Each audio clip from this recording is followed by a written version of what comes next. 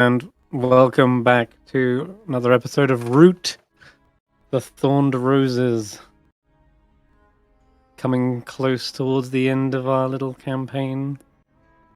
A few more big, epic set pieces to go, I'm sure. But last session, we delved deep into the Yellow Bell Caverns, uncovering the ruins and camps of former explorers, and abseiled or flew down this gigantic shaft covered in web and crystals. Still haven't explained the strange silent waterfalls and why they make no sound. But one theory is that it's potentially the crystals that absorb this sound. We bust open some vault-like doors, and inside is none other than Molevin. Molevin the Third. Seems like he's been down here for a long time, but someone's been keeping him fed at least. Though his mind isn't everything it used to be.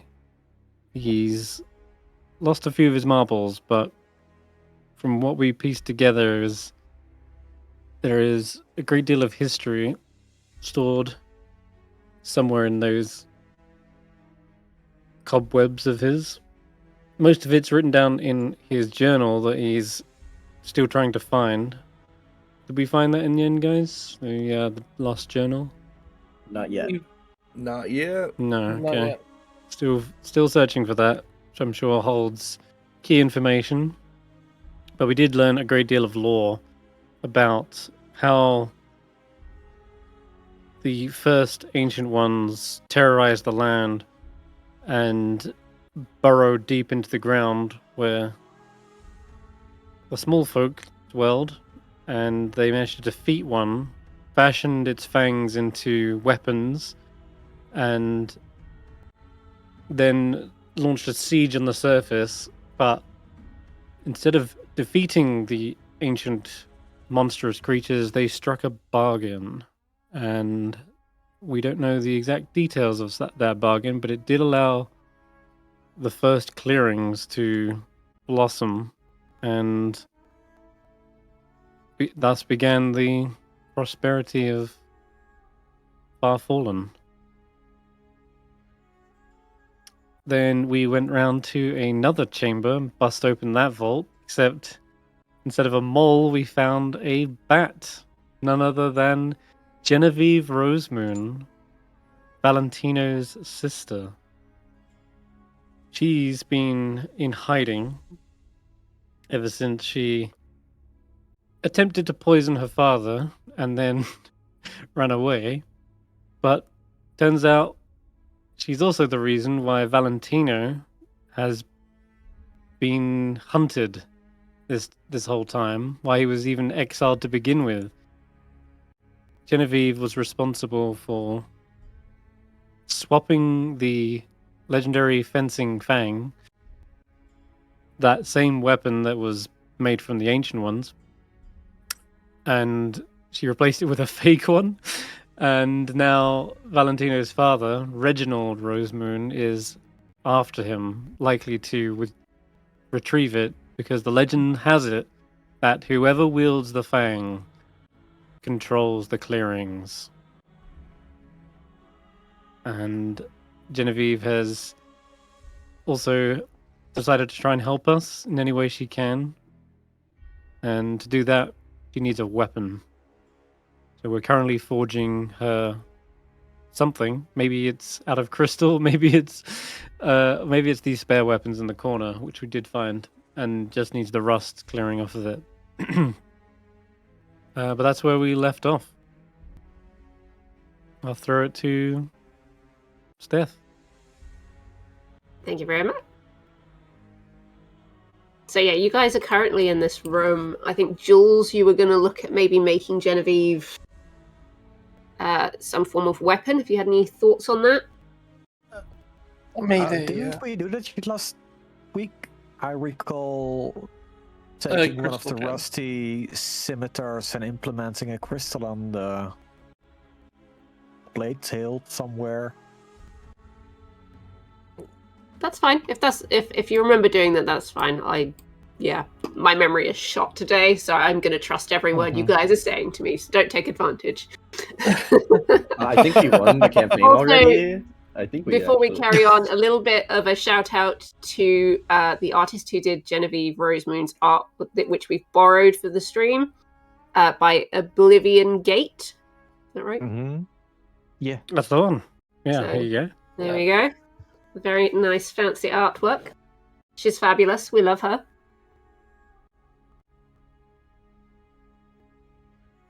Okay, so yeah, we'll say that you've made a fairly sturdy looking weapon.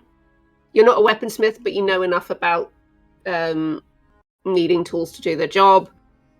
And obviously you watched when Valentino fixed the fencing fang, so you've got a little bit of an idea of what to do with it.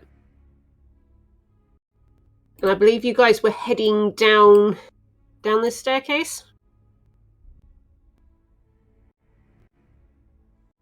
I believe so, yeah. I think we So, kind of looked at everything here.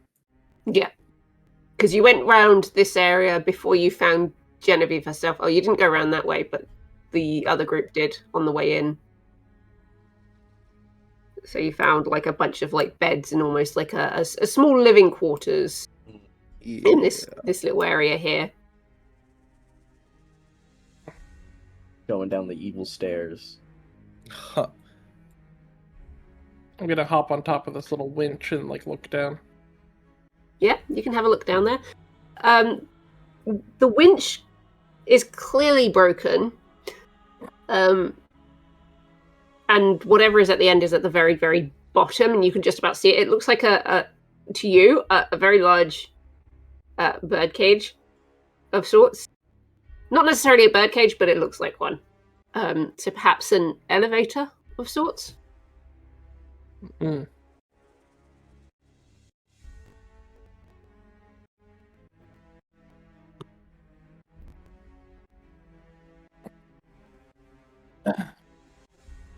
Does it look like something was inside whenever it fell? Unclear. It's dark down there. Mm. There's a faint glow from the crystals down there, but for the most part, they're a lot dimmer than ones that are up here. Potentially because the noise from the waterfall is amplifying the intensity of the light that they're giving off, whereas down there, again, it's silent, so you're not sure, but...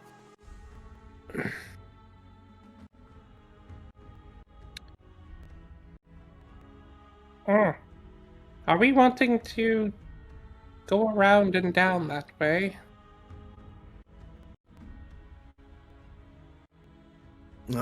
No, but where else are we gonna go?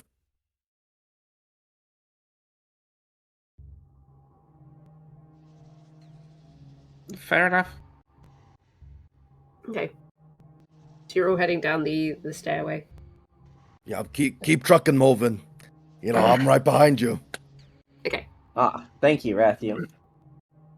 So I don't have a map for this next part, unfortunately, so you'll have to theatre of the mind it. What? Theater of the mind? I don't know. My eyes are closed. I'm imagining everything right now. I am Molevin. I am a bad father. I am one with my character. You I, go down these stairs. I do crave blood. And as you make your way down these stairs, they kind of curl round and down, almost like as they kind of descend, and you can feel it underneath your feet, how well worn these steps are from time and from maybe the hundreds of denizens that used to live down here and would use this, maybe daily, to head to the market that you've been to, or potentially to one of these rooms above here, you're not sure. But within the middle of each step, there's like a dip.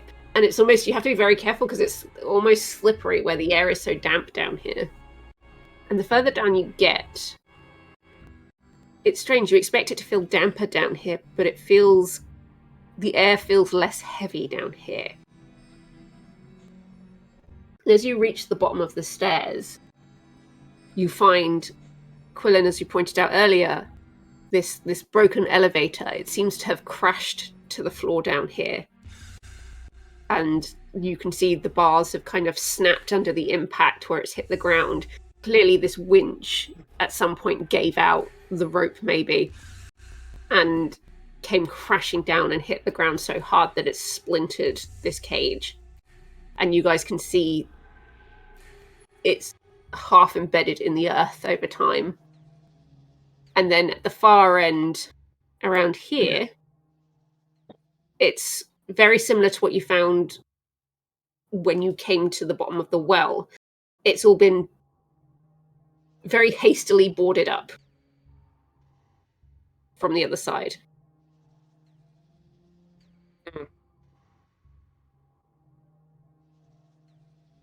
I can check the point of impact. Mm-hmm.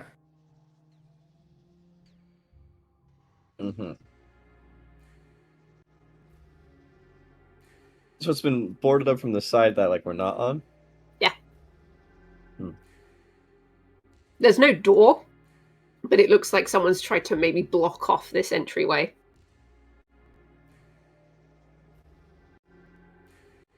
Hey, we need a couple of strong guys over here. Knock it out. That seems like a job for me.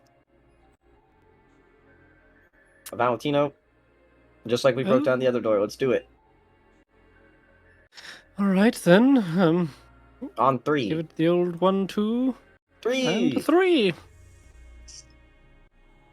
Sure, both of you roll might for me. Okay. Let me see. Might. Oh. Ooh. Okay, yeah. See, Molevin bounces separately, off. not a pass. Together is a pass. As long as you add it up to like a 9, you're good. All right. So yeah, it's a good job you're like varying heights so that one of you can take like the lower board out and one of you will take the upper board out. It takes a couple of whacks, but you do manage to eventually, you hear like the splintering of this wood and you can feel it as whatever nails we used to hammer these in place kind of come loose and hit the ground. And yeah, you make your way through this doorway.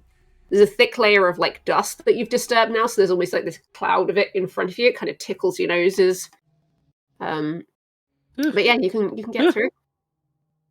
Oh, goodness. Bless you. I would like to Dusty check down the cage here. as well. Sorry? I would like to check the cage and impact there as well. What caused it Yeah. to fall? And... Yeah, sure. You head over and you have a look at it. As I said, you can definitely see that it's definitely fallen from that great height and smashed into the ground, and that's what splintered it. As to what's caused it, after circling it for a little bit and having a look, like you can sort of stick your head within the cage and have a look around, and where it's broken in half, you can see the top quite easily, and you can see that the thick rope that was used to hook it up to the winch and obviously roll it up and roll it down, it's frayed and it's definitely broken at some point. The question that I have is does it look like it was age that frayed the rope, or does it look like a clean cut, like something was in this and someone cut the rope? Initially, it's kind of hard to tell, just because of how old this is. But because of your specific knowledge, you can tell that this was cut deliberately. Mm. The cuts, the fraying, when you kind of hold it up and sort of smooth it out, the top of it where the fibers have been sliced, it's too clean, it's too flat. This hasn't frayed over time. Someone has cut this. Is there any indication of a body or anything? If you look within the cage, which you can just about sort of squeeze your head in there to take a look around, there is no signs of any bodies. But there is a great deal of smashed like china and like pottery within here. Hmm.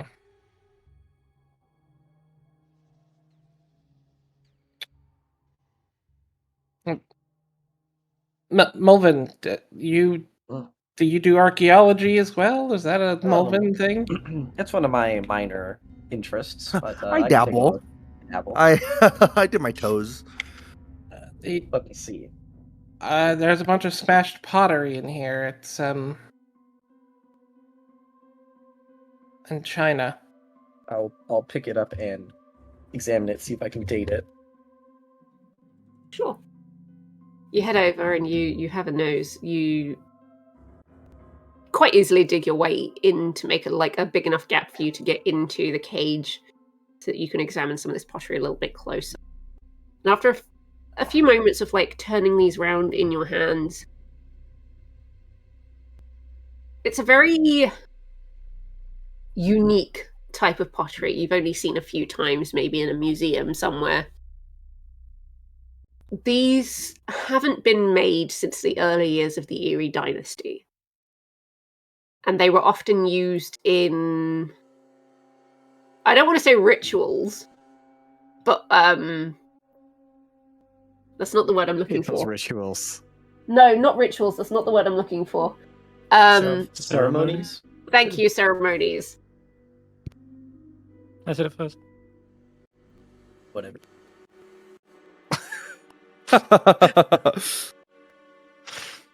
Without piecing together all of these pieces and figuring it out like a puzzle, it's very difficult for you to tell which ceremony these may have been for. It may be worth... If someone felt the need to destroy them, especially to cut a rope. That sounds like destruction of evidence to me, Molevin. Alright, leave it to me. I'm good at puzzles. And I'll start piecing them together. Okay, you're gonna start piecing them together. Okay. Do you have anything that you can use that would support you with this, or? Like glue? Yeah, you can use things like glue, or if you've got like a move that you can use. Otherwise, it's just rolling cunning. I have a ability called the Worth of a Book. I can put it in chat. Okay. Can I? Yeah. There we go.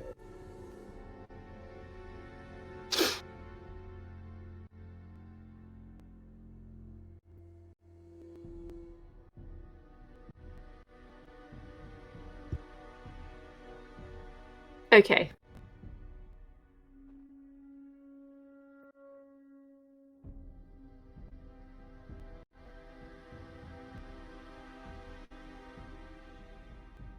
Okay, that's fine. So, between 1 to 4 conditions, 4 is a bit excessive for this one. So I'm going to say you need something to be able to stick this all together so that you can figure it out. You need to find the right page within journal, notes, whatever you've got in your brain. Like, tell me how you work your way through these pieces to figure out what goes with what. So, I'll mark a depletion to get glue out of my pocket. Mm-hmm. And then I'll read through my book on the Erie today, gone tomorrow. Okay. And go flip to the page where it talks about Erie dynasty cultural traditions. And I'll find something that looks similar that I recognize, like the shapes connect. And then I will use that as a reference. Yeah, absolutely. So yeah, you again, this is sort of where your knowledge, you dabble. I dabble. And you recall seeing a couple of images of particular vessels that were used for Erie ceremonies back in many, many moons ago. And you start to sort through this like pile of different pieces, and you can see that there's at least 2 distinctive jugs, vases, whatever you want to call them, within this area because they're very distinct colors, which kind of helps you separate them and piece them together. And then as you piece them together, you start to see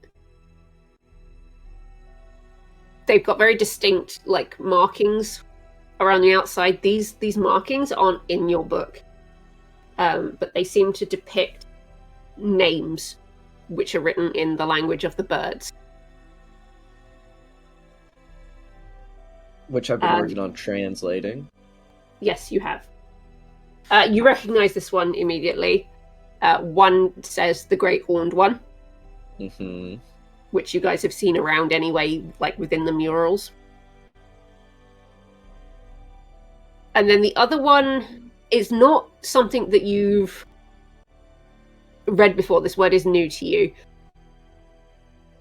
But it seems to... It seems to mimic something similar to that same like footprint that you guys kind of like Quillon had spotted earlier on and keeps seeing dotted around. That weird sort of foot with the extra appendages, but there's like an extension to it. So there's a secondary letter or symbol with it. But this isn't one that you've translated yet. I'll begin to start translating this one. Sure. And I'll give Quillon the restored piece of pottery or ceramic.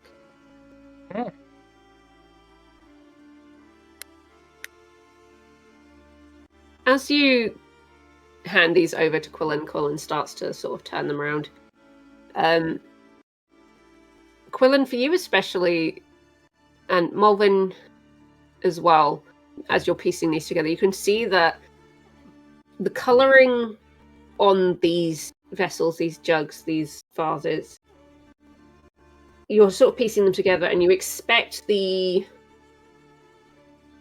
converse side to be what is painted, but it's actually the concave side, so the inner side, that is coated in colour. What color is it? It's a reddish brown colour that you're very familiar with.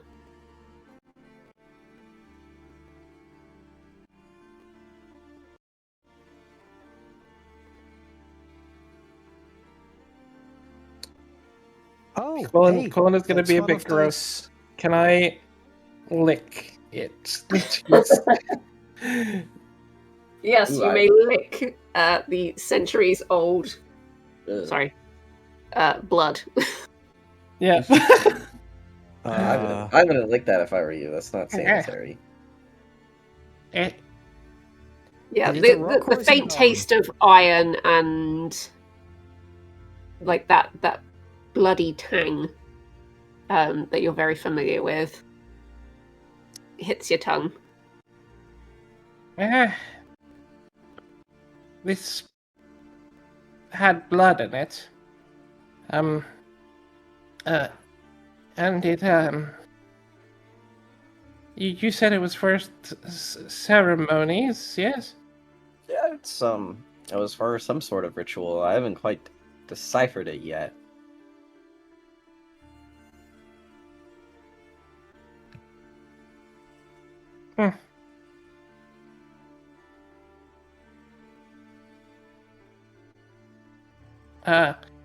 Quillon is going to sort of like get Mr. Valentino's attention and go, I know it's a strange request.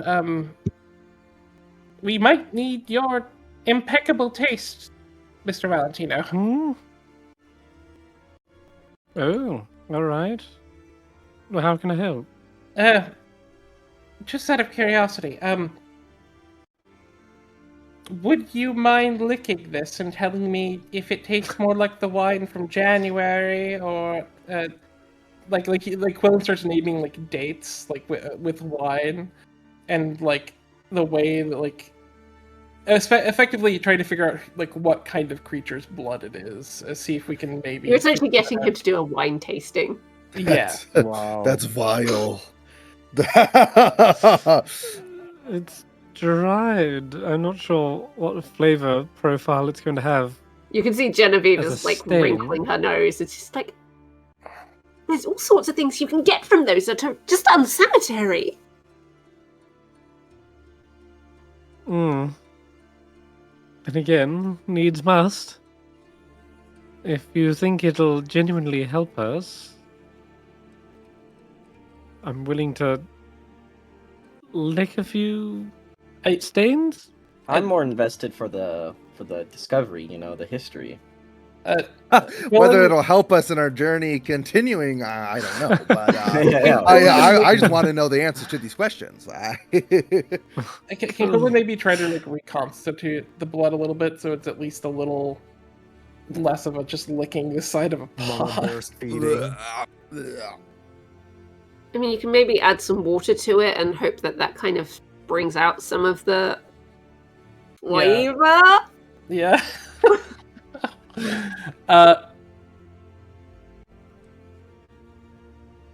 Yeah. I will try to do that a little bit just to see if that helps. Okay. Side note, ew. But yes, you can attempt to do this. Okay. So when it's mixed with the water, I'll give it a swirl. Using the goblet. Suck it between my teeth. Slosh it back a bit in the mouth.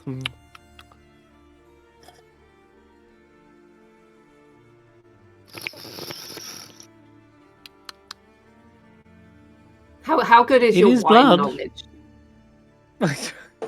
Impeccable, obviously. If it's blood. If we're talking about blood and not actual wine, yeah. It is blood. Valentino It's knows definitely only blood. one As soon as flavor. that, it tastes very diluted, but it's definitely blood.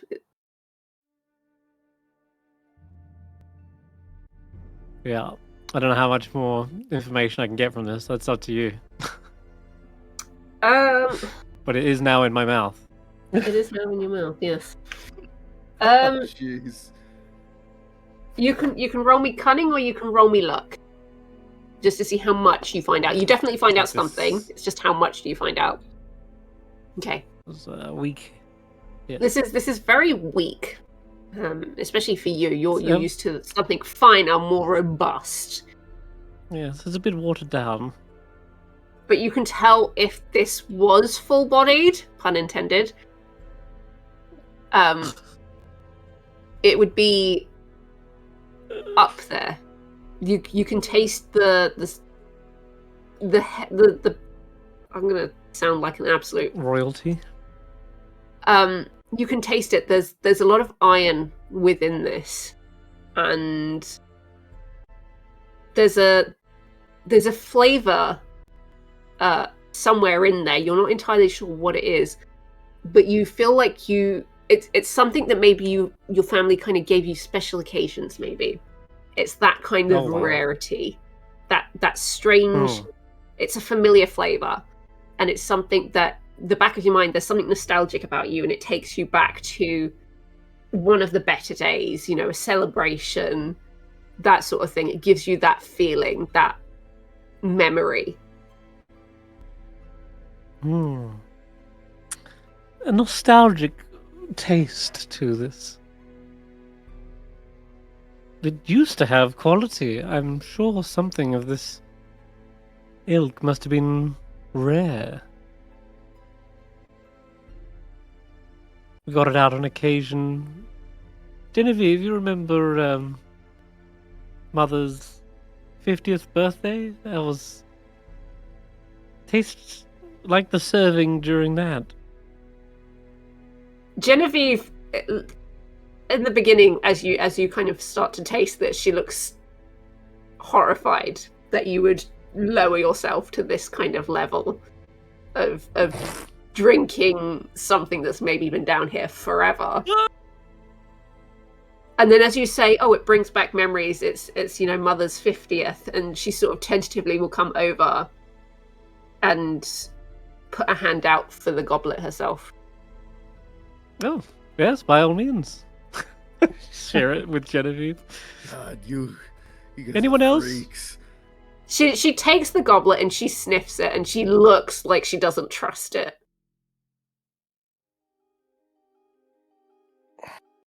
And then after a couple of seconds of sort of looking at this water in this goblet, she kind of looks at you and she says, "You'd better not tell anyone." And then she takes a sip of it.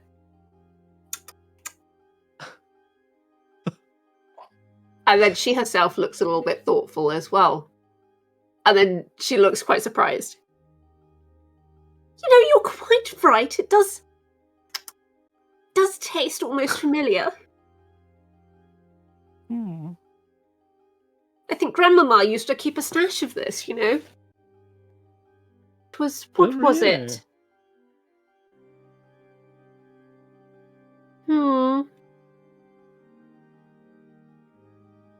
She goes to open her mouth and then she stops herself.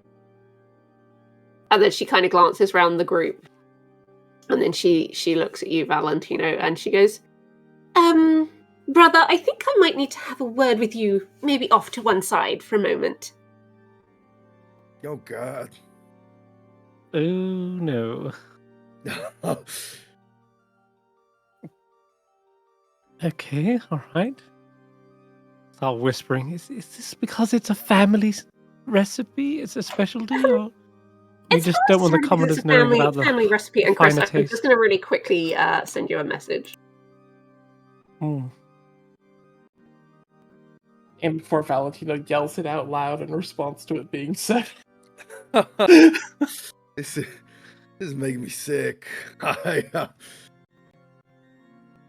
Yes, we can't. Yeah. Oh dear. Oh. I don't like that. You We can't hear them. I don't I don't think we should mention this. No, it's For best everybody's we sake. don't. Not just ours. We can't have the commoners knowing about the good stuff. No, of course not. We'll simply tell them that it's no longer in production. Well, I mean, I could get some if I wanted. No, anyway, No, yes, we brother, should. no, let's not. I think it's for the best that this never surfaces. Yeah, of course. Mum's the word. It had better be. Yeah, Quillon is like Oh, looking well. expectingly at Valentino because clearly they know something. They walked away. Valentino is staring back at you as well. It was actually nothing. We stepped away to say it was nothing. Quillon goes, "Clearly someone didn't want this to be known or found. They cut the rope. So Miss..." Let's table this for now. And let it air, just like a fine wine. We'll come back to it. Once it's, had a time to breathe. And, would you look at the time? It's time to explore. We've still got lots of caves to go down. Yes, lots of caves. But very, very good job, you two, on this puzzle. Very good job. And Genevieve kind of like hurries after Valentino. Quillon, aren't they acting kind of suspicious? Quillon like narrows his eyes and says, "It's a two-person conspiracy." Conspiracy I'm being left out of.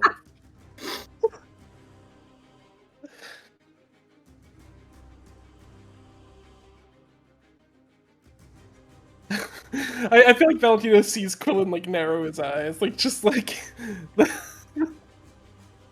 That's what you're getting. that the Quillon knows something is up.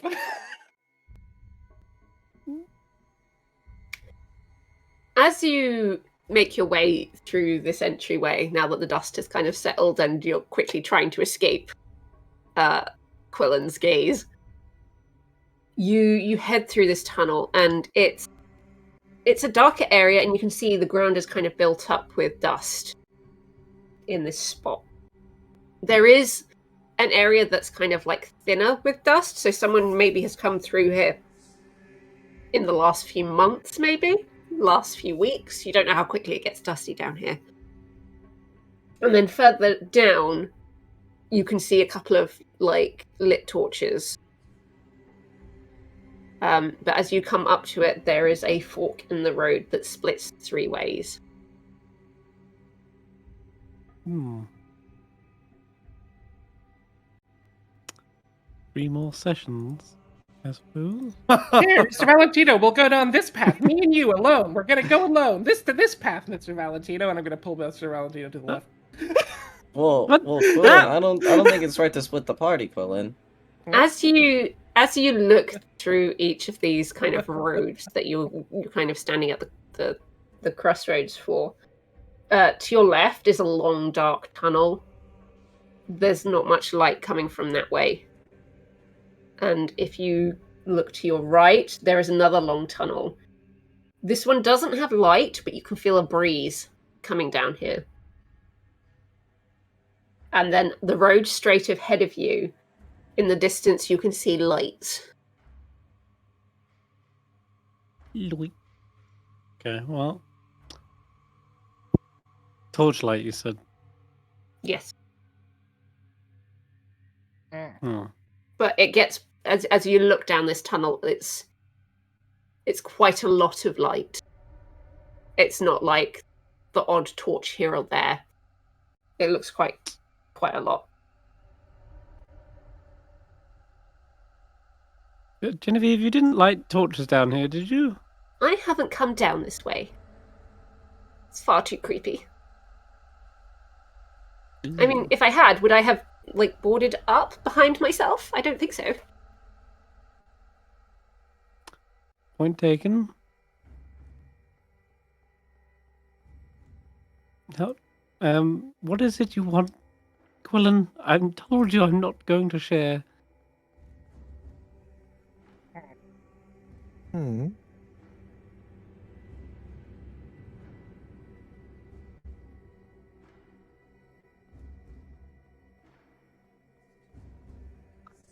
Which direction would you guys like to go? We splitting up, or are we, just going down one path? I mean, we could all split up in, pairs of 2.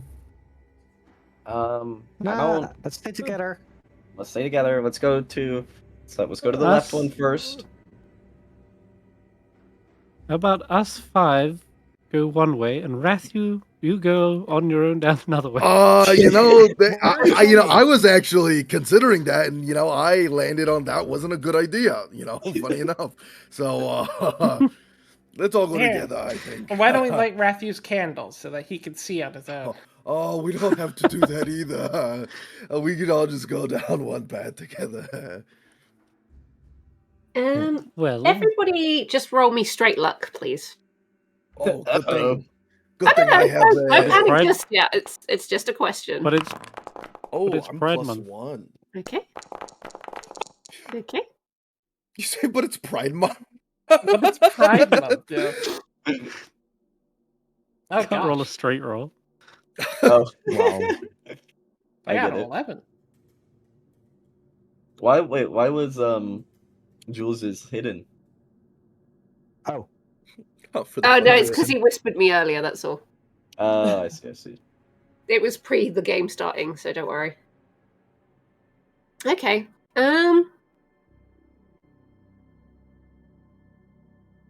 Okay. This is. It's nothing to do with, like, you won't have consequences for this. This is just something for me to know who picks up on this. As you guys are standing here debating, Ratthew can go by himself, and we'll all go another way. Hey, let's light Rathew's candle. The stick of dynamite. When Quillon you're sort of looking from each path to another path. And you're looking down the area that's got light. And a pleasant smell hits your nostrils. Mm. Someone is cooking dinner, and it smells delicious. Ho, ho, ho. Quillon just goes. I like everyone's arguing and Quillon just goes, like just really loud, like shh.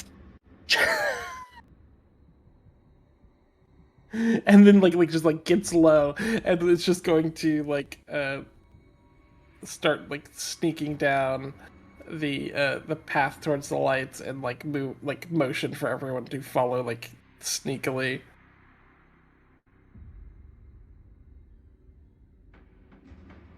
Okay. Quillon just goes, someone is down here, and they're cooking. Oh, I guess that's not the worst thing they could be doing down here. That's true. They could Do we be, have any you know, spare drinking old blood. That's.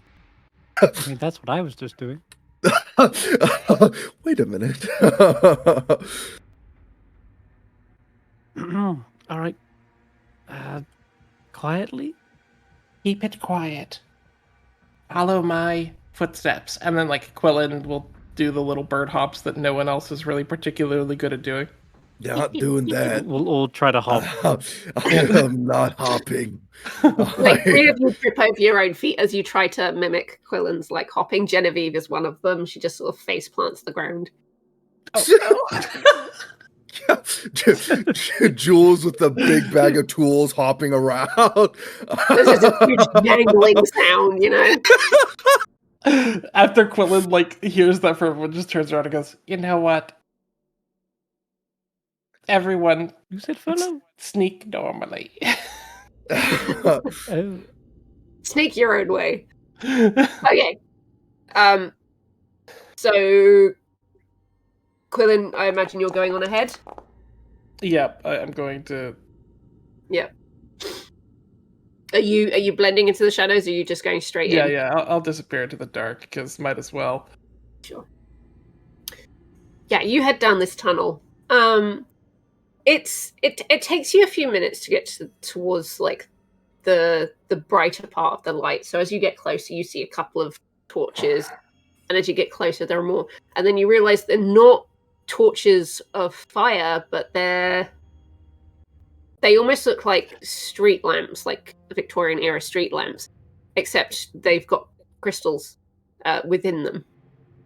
But these are yellow, they're not purple. They're giving off a very pleasant yellow light that almost kind of, it mimics sunlight for you. And you almost want to sit here and like bask in it for a few minutes, and then you realize, oh shit, I should be in the shadows.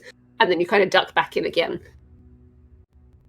And then you move your way forward even further, and this tunnel opens up, and you see this sizable village, essentially, in this cavern. And you can see, like, milling around, there are houses kind of built into the stonework. And there are patches of, like, moss that people have, like, made for, like, gardens and things like that. And a lot of these houses have lights in them. And milling around, you can see several creatures living down here quite happily. What are they? You take a few minutes and you look around, you kind of adjust to the light. Most of these are frogs, but you'll also see a handful of moles. Trick of the light? Perhaps?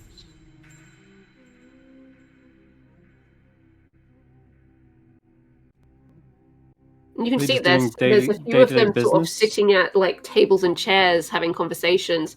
There's children playing like games like hopscotch and skip rope and things like that. They just seem to be living completely normal, happy lives here. Oh. Doesn't feel right. A secret civilization down here the whole time? Or an echo of the past? Why don't we just go up and talk to someone? Yeah, Quillon will like find someone who's like away from other people, and like just sort of like try to hop over, and then just sort of like whisper like, "Hey, you." Yeah, there's this one like child frog like playing like a game of like marbles by themselves, and you sort of hop over and just like, hey. This kid kind of looks up at you with these big eyes.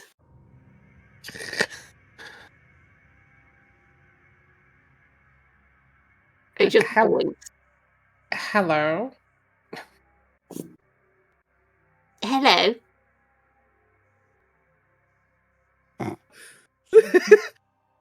Would you mind telling me where this is? This is Yellow Bell. Ask what year it is.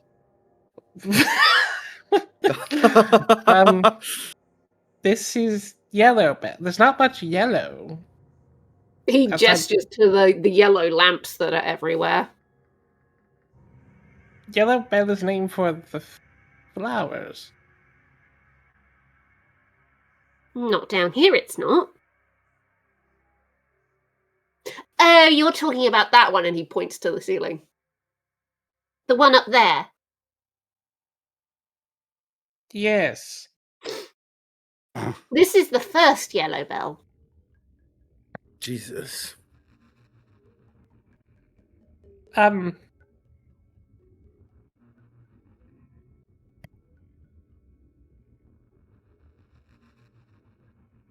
I look over to Valentino and go, like, Quillon is so out of the element trying to talk.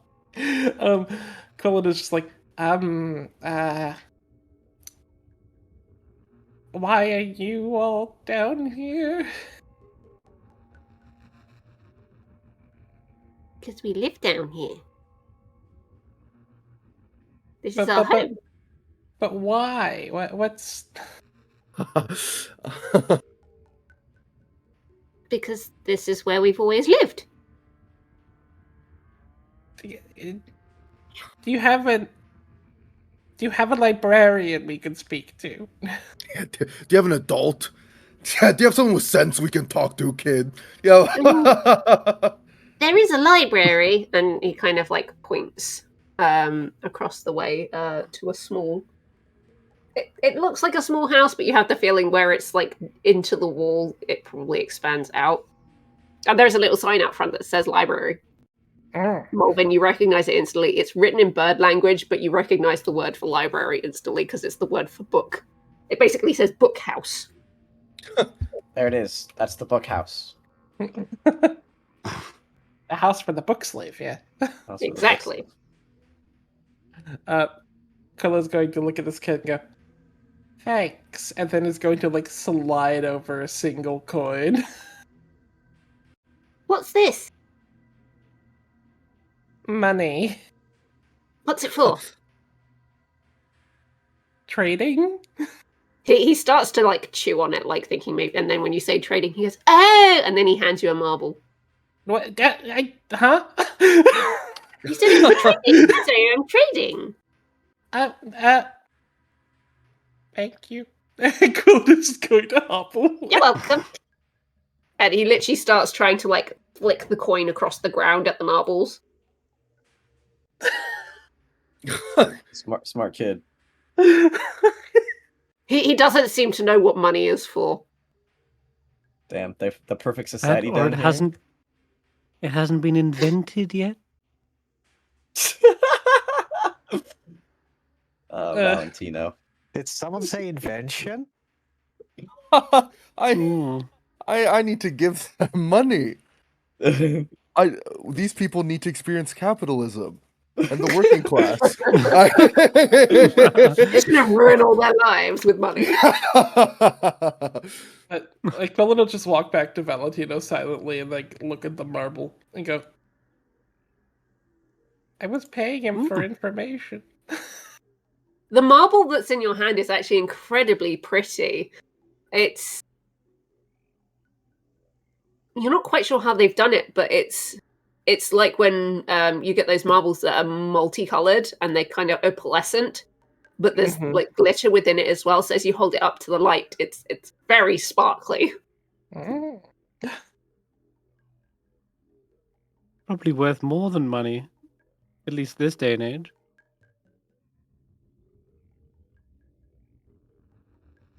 Is it glass or is it like... It's glass, yes. Okay. Molevin, Yes, that's me. take us to the bookhouse. All right, follow me. Yeah, you head over to the bookhouse. A bunch of hooded figures vaguely being sneaky, walking through town with everyone looking at us like we're crazy.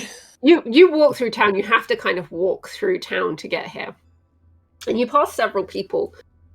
They kind of give you like sideways glances, like they're semi-suspicious, but they kind of then shrug it off. You don't seem to be up to no good or anything like that. You just seem to be behaving a little bit strange, but not dangerous. And you make your way up to the library, which is, again, it's the front of it is inset into the wall, and it has a bright blue door, so like it's sky blue. And there's a handwritten note that's nailed to the front door, and it just says, again in the bird language, so Molevin, you can read this. It just says, "Books must be returned on time!" Exclamation mark. Oh. Okay, guys, we got to be careful. We're dealing with some serious people in here. What if your grandfather's journal is in here? Well, then we're gonna be doing a lot of questionable things to get it back.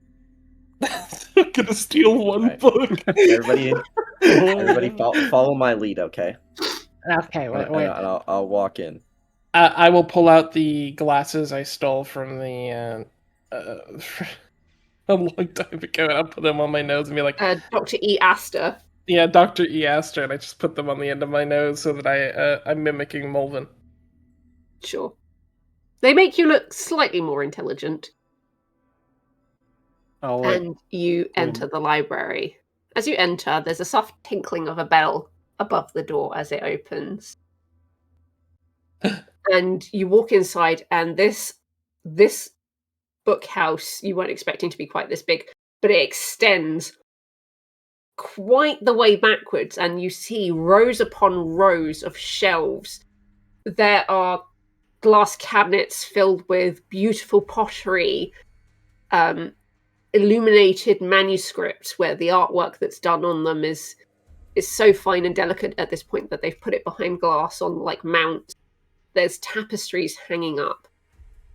There's tables scattered around, and at each of these tables you see groups of moles working away, writing, researching, and then you see like there's one mole off to one side, and he's got like a group of like tadpoles almost in sort of like their junior stage, so they've got arms and legs but they've still got their tails, and he seems to be doing some sort of story time.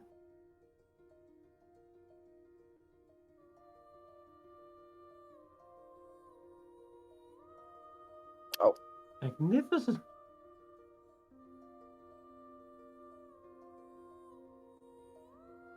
You have never seen a more grand library before. Oh my. It's beautiful. Your tears are coming off into your book. Oh my goodness. I've never seen something so fantastic. Quillon will wipe Molevin's tears. And then you said this guy's having story time? Yeah, there's a little story time going over. Like, just gonna there's a clear children's section here. Oh, I'm gonna go sit down and listen for the story time. Okay. You head over. Sorry, give me 1 second. I need to find the right bit in my notebook. So, you come over to sit with all these children. The tadpoles kind of they look up at you for a second, and then they sort of shake their heads like, yeah, it's just another mole. And then they turn back to the storyteller, and this storyteller, he's wearing a very colourful patchwork hat. It's like the storyteller's hat. And he's got a large tome in his hand. And he's telling a story. And he says, "This is the story of the great hero Crunchy Marzipan."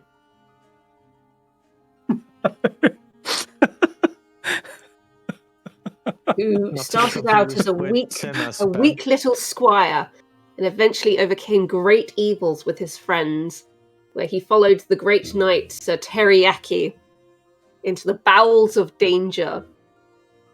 And he goes on to tell this story of how they saved a great holiday that was made specifically to make children happy, as a great evil was trying to steal it away because he had been outdone by another deity who'd kind of tried to coerce the children into behaving themselves, essentially.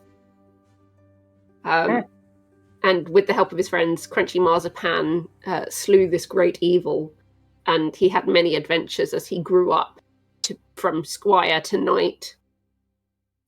And the children are just enraptured at the way this story is being told. That's the chicken one shot, by the way. It is the chicken one Sure, shot, the okay. original one, Of yes. course it is. That's my character. Oh, Crunchy chick. Like a little hop over and go, Yes. Molevin. We're here to find information. Wait, hold on. The story's almost finished. It comes to the climax of the story. Crunchy Marzipan is face down against a giant armor-suited foe. And the battle is intense. He feints left, but the enemy is one step ahead, tackles him to the ground. It's only with the help of Father Kentucky, by the powers that he's been blessed with, that it manages to disrupt the hold that the evil Easter Bunny has got over him. It disrupts it. He managed to pull off his helmet only to reveal the great fighter Bjarkan, Crunchy Marzipan's Bjarkan. father. Oh no. What a twist! What a twist! Oh, Valentino, the story's...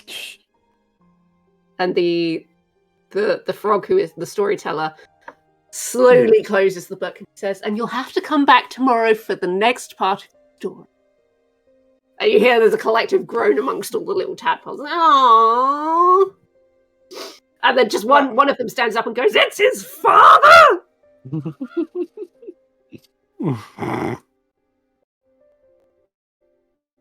But we're not going to be here tomorrow for the story. Can't you finish it today? The storyteller kind of looks up and looks over to you. And then he smiles down to the children. He's like, "Right, run along, children. There's time for arts and crafts now." And they all kind of get up and they all waddle off. And then he kind of looks to you and, Jules is going to join them. Arts and I would- crafts. "I would quite happily tell you the end of the story, except I haven't written it yet. Which is why you'll have to come back tomorrow to find out what happens." Okay, well... Yes, guys, Gets- it's gets literally like- going to happen. So yeah, tune in for Roll for tomorrow. Story tomorrow. Oh my goodness. Okay, guys, we gotta come back tomorrow to get the rest of the story. Let's go find somewhere to sleep for the night. That's... What, we're we sleeping don't down have- here? We don't I don't wanna have get- that time, I don't- Molevin. Well, he Nor said do I we want to can't be get the rest trapped of the in story. time. We can't get the rest of the story until we come back tomorrow. Do you own this establishment? No, of course not. The library belongs to everybody. We're just custodians. Oh, perhaps you could help us with some information. We're looking for a couple books. I will do my best. What are you after? Are you familiar with any books in the Molevin series? I am. I believe we have a section in non-fiction. Follow me. And he puts the storybook down and he starts to make his way over. Jules, are you going to continue with arts and crafts? Yes. Cool. That's fine. We'll come back to that in a minute then. So, Molevin, he leads you down a couple of aisles and then he takes a left and a right and it seems to be quite far back.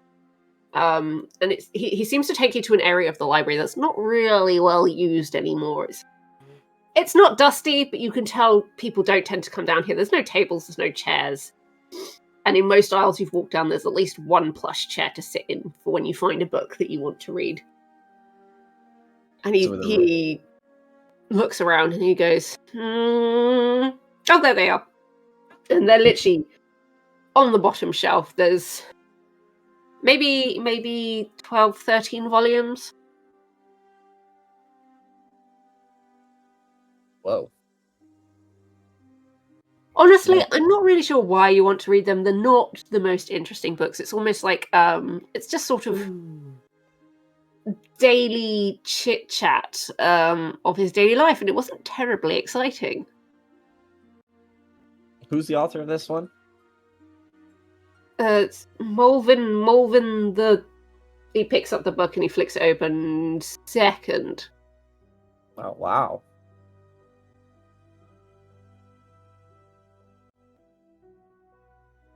And how long ago was this book penned? These have been down here since the library was built, I think. He was... The first volume starts when he's maybe in his teens, and then it just carries on. It's literally his life story, which is why no one really wants to read it. It's not terribly exciting. How old is the library? How old is Furfallen? Not quite that old, obviously. That's what I'm asking, actually. How old is Furfallen? No one really knows the specifics. Damn it, what year is it, man? I just have a question. Do you guys have like a lost and found? My grandfather misplaced his journal, and I was just curious if you guys had like sort of like a lost book area. Yes, of course we have a lost and found. If you go to the front desk, speak to Gilbert. He can show you the lost and found.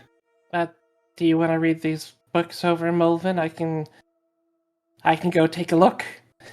Oh, and no, it's fine. Quillon's like fingers like twitch a little bit at the idea of a lost and found. These books, I mean, the guy said, these books have been here for forever. It's not like they're gonna go anywhere. It's more pressing to find my grandfather's journal. Yes, but it might help us with the information we're looking for. Well, yeah, but I'm gonna help my grandpa. Quillon looks aghast at the idea that Molevin is turning down looking into deep knowledge to do something else. I will go to find Gilbert. That was his name, right? That was his name.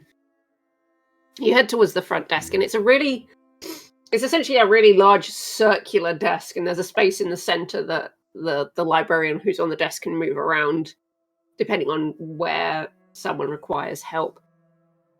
And there's essentially underneath the counter is loads of drawers in this like wide circle, and you can see him. He kind of like he's pulling them out, and he's going through all these like individual little cards. It's like a card catalog, and there's hundreds of these tiny little drawers. He's just kind of pulled one out, and he's going through one as you kind of approach. Oh, excuse me, sir. Are you Gilbert? He lifts his head, and you see a fairly young mole. He doesn't really even have like the whiskers kind of on his nose yet, but you can see he's wearing like really bottle thick glasses, Yes, I'm Gilbert. How can I help?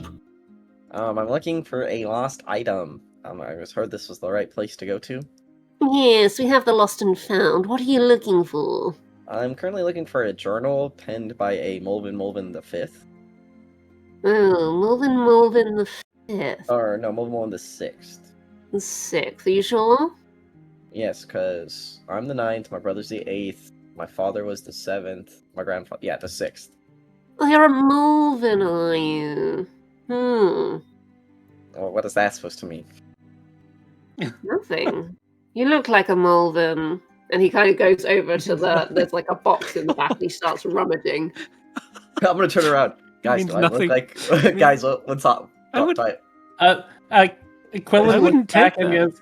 Quillon looks and goes, you've said 2 other moles you're like a stud. You're like the best kind of guy. I don't understand. I don't understand. I wouldn't either. take that Molevin, you know? He said it means nothing to be a Molevin. I'm, you know, it's part of the for the better of the group, I will not make a fuss. I'll deal with it. A couple of minutes later, Gilbert comes back over. No, sorry, we don't have anything like that. No, nothing You like have that. a great day. Is Oh, it hold possible on. it was put on the shelf? Well, hold on. Would you mind if I took a look? I mean, That's just- not how the lost and found works. You tell me what you've lost, and I have a look for it. You've Well, told yeah, me but- what you've lost. It's not there. it seems like there's some like heavy bias coming through due to my family's lineage, and I just don't feel comfortable with you being the only one to check. Are you telling me that I can't do my job properly? Precisely. I'm glad that you picked up. You could read between the lines on that one. Right, well, if you want to speak to the head librarian, please do. Yeah, could you get them out here, please? No. Excuse me? You heard me. I have the Middle right name to refuse Karen. service. Yeah. Have a nice day. And he, turns around and he walks off and goes back to his card catalogue. Could you tell me where to find the head librarian? Probably in his office. Could you tell me where that is? He just sort of points. There's above all the bookshelves, you can see that there's a balcony rimming all the way kind of around the area. And then at the far end, there is a single door in this balcony. As I walk by, I'm gonna have my shovel just knock a bunch of shit off of a shelf. No. Quillon will. And then I will go like, oops, oh my, how clumsy of me. Can Quillon put it back before it falls? No, Quillon, don't put it back. What? Yeah. Let him do it. It's his job. If you knock it off the shelf, he turns around, and you can see his eye twitches. Like, his glasses visibly move a fraction, which you know is an eye twitch. Mm-hmm. Oh, sorry about that. My shovel hit something. You know, it's hard to see as a mole. Yeah, I mean, I'm sure you know. Quite. Before we leave the counter, is there a news article anywhere? Like, newspaper? Libraries Newspapers. have newspapers. He reaches under the front desk and he pulls something out and then he plops it on the counter for you. Have at it. I've read today's one. Riveting. Oh. And then he kind of walks off. Thank you. Oh wow, he knows how to read. That's Right. surprising. He literally pretends not to have heard you. All right, finally, I can look at this thing. What is the date? The date on this newspaper Mm-hmm. almost matches the current year above ground. It's a couple of years behind, though. But the print Couple of looks years. brand new.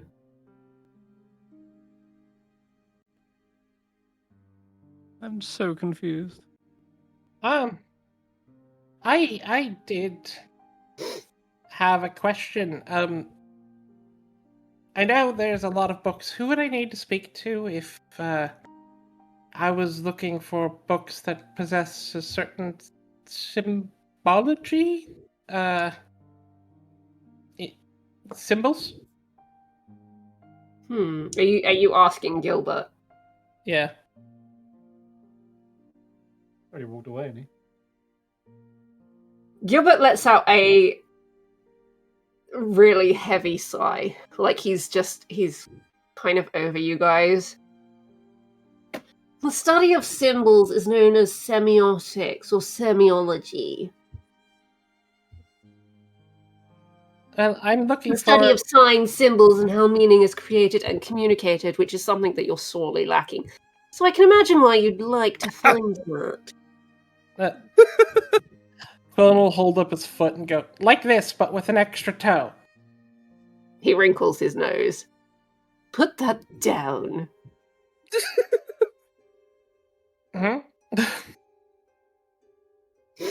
It's unseemly to Show your shove your toes in feet public. in people's faces. Don't you know that?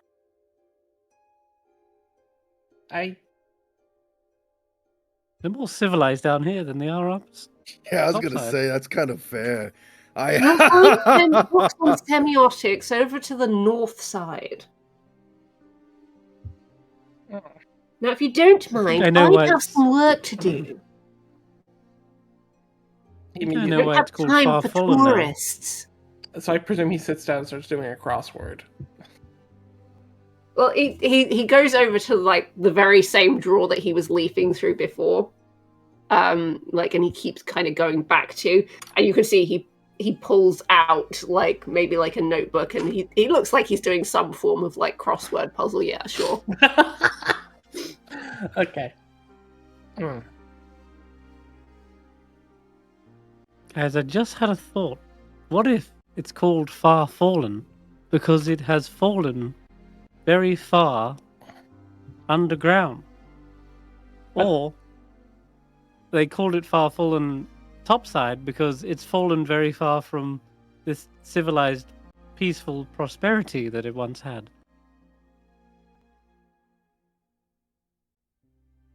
Nah. I'm currently Don't- walking. I'm currently walking to the manager's. No. I'm walking to the manager's office right now. Okay. Before we do that, we're just going to quickly pop back to Jules, who is doing arts and crafts with the children. So you can see all these. There's a large it's a table that's shaped like a lily pad, and you can tell it's been designed specifically for all these little tadpole children. Aw. There's ice lolly sticks, so like the popsicle sticks. There's glitter, there's buttons, there's all sorts of like really fun, colourful things, and the tadpoles start like sticking them together, but like to stick them together, they're literally just like licking everything so that they get like sticky.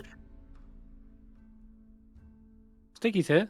Wait, Sticky? here? No, not that kind of sticky. Though he would love it down here, admittedly.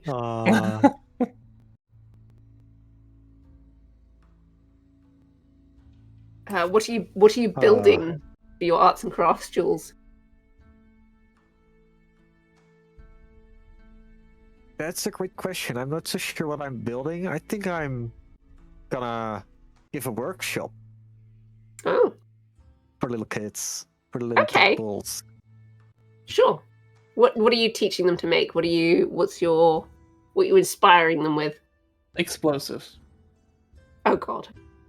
Not in a library. Like even I'm horrified by that idea. Let's start with teaching them how to paper mache.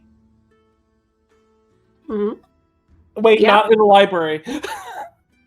They start ripping books and no, there's a bunch of Old papers, right? Old newspapers. yeah, I was just going to say, like, Valentino's just kind of got off the counter. They're like older newspapers, and then at your instruction, they start like ripping them into long strips. Yeah, and then you put some glue, or whatever he's doing. And he points to the one that's licking to glue stuff together. Yeah, so instead of like licking paste, they are the paste by licking. Yeah. Okay, and then you put it over here, and then you put another string crosswise. Yeah, exactly. Right. Okay. Yeah, and the then kids repeat that are mostly until- following your instructions like word for word. There is that one kid who's like licking the paper, wadding it up, and then like sticking it to his head and then building it up, so he's got like this afro of like paper mache. Oh dear. Oh dear. Wow, good job. Nice ideas. And the other group, I'm gonna teach them how to make a paper mache building and probably a replica of what's the chicken? Crunchy.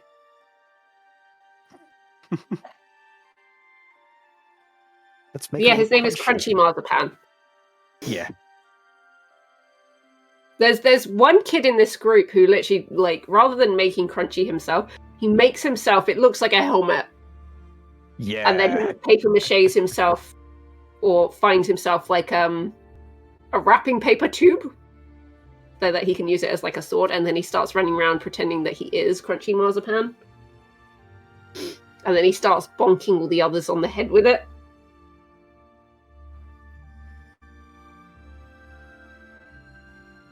I encourage what's the word? Experimentation. Good job. He just sort of stands on the table and he goes, "I am Crunchy Marzipan!" In the And light. then he just goes around, carries on bonking people on the head. And then he decides to make the mistake of bonking this kid who's made the paper mache afro, and this tube just gets stuck to it. Aww. And then it just becomes a bit of a tug of war between this this kid with the paper mache hair and this Crunchy Marzipan wannabe who's trying to pull his sword free.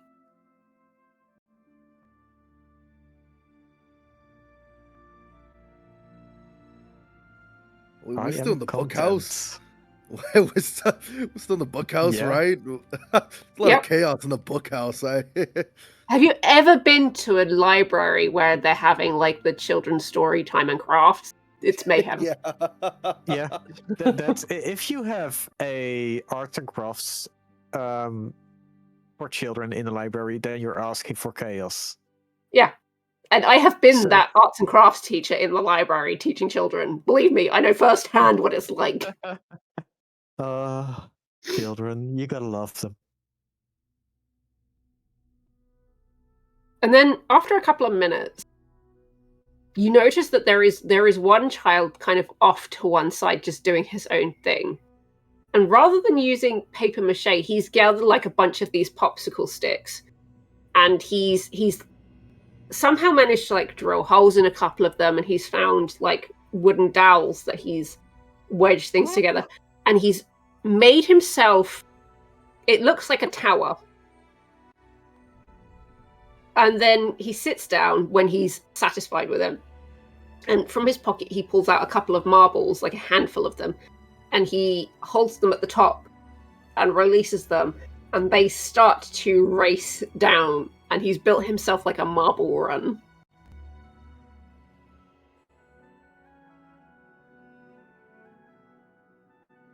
Wow. How did you come up with this? That's He just sort of- amazing. He just kind of shrugs.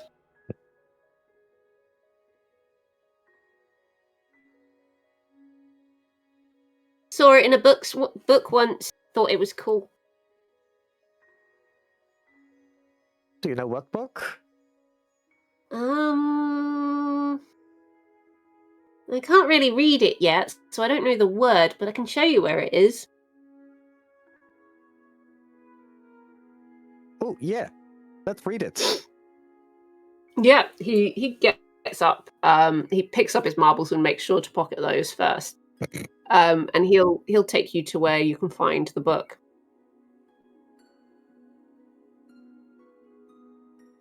And he takes you to a section to the southeast corner. So it's not too far from the front desk, actually, so you can still see the front desk from where this is. And Gilbert kind of eyes you after all the noise and everything that's kind of gone on in the kids section. And I'm These not the books- supervisor. these books in this area are kind of like they're almost like engineering books. They would be very difficult for a child to read. But there's a particular one, he pulls it off the shelf and he opens it up, and it's got schematics and plans rather than reading the text. He's kind of just judged it based on that. But Yeah. the scale of what this thing should be, it's not intended for marbles. This thing, as you read it, you can't read the language. It's written again in this old language that you've seen around that Molevin kind of can somewhat translate. But you can see... But I can read the drawings. You can absolutely read the drawings. You can see that this thing should be on a much larger scale. And rather than using popsicle sticks and wooden dowels, it's made with Tree logs. like logs. Like they've been hollowed out and everything like that. And there's a couple of things that you don't really recognize the material maybe that it's made of, but you can see that at the top, it seems to be that crystals have been put in as opposed to marbles. And the schematics kind of show it going through. And as it's going through, there's internal mechanisms that maybe refine it as it goes through. It's the crystal refiner mechanism. Potentially, yes. The kid just kind of shrugs. He just says, it tumbles marbles. Yeah, but it's made for very big marbles. So I don't remember. Did I take some of the crystal? Yeah, I did take some of the crystal, but I put it in the swords. Yes, you did.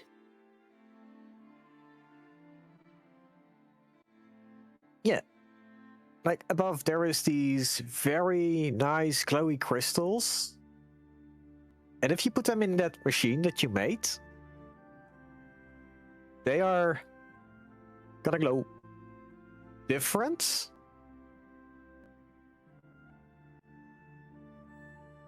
And looking at how this works, it might have to do with changing of frequency to tumbling.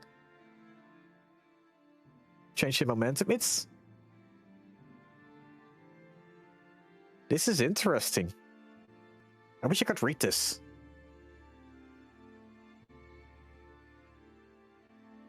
I can read some words, but I can't read a lot of these words. They're big words. Mm-hmm.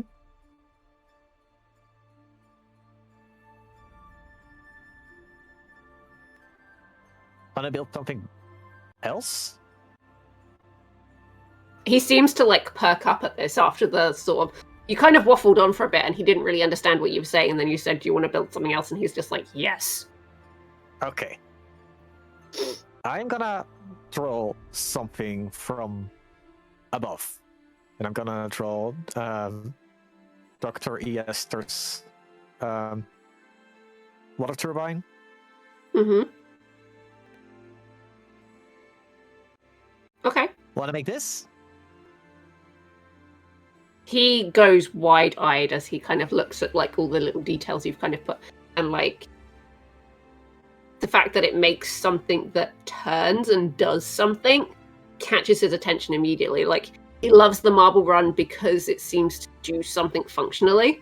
The fact that this turns, he seems really, really keen to help you with this. But yeah, this is also gonna be the small scale version, just to make it. Yeah. workable I for I a don't know child. if this is again showing my age, but if any of you played with Connect, Yes. Oh yeah. it's like the big Ferris wheel thing. Oh my god, the Ferris wheel. So he starts gathering popsicle sticks again, and he starts like trying to replicate what you've drawn. It's not nuclear power, Chris. What are you doing? No, but imagine if this child is properly educated. Yeah. So you have an apprentice for the short time that you're here.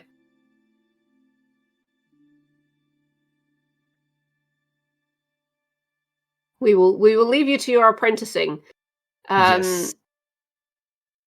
Molevin, you're heading up to the head librarian's office? Oh yeah, I want to talk to the manager. Sure. You head up towards this balcony, and you make your way to the far end, where there is a large door. There's a sign on it, again written in the bird language, that says "Do not disturb." But you can see there's a light on in the office. I'm going to disturb. I'm going to knock on the door. You knock on the door. There's no answer. I'm going to knock again. You knock again, and after a few minutes, you can hear like someone like thudding a bookshop, and then a heavy sigh, and then you can hear them kind of come over to the door. You can hear several locks being unlocked, and then the door opens. Yes, what do you want? I was reading. Oh, sorry to disturb your reading. But I must talk to you about some of your employees. They are honestly the worst.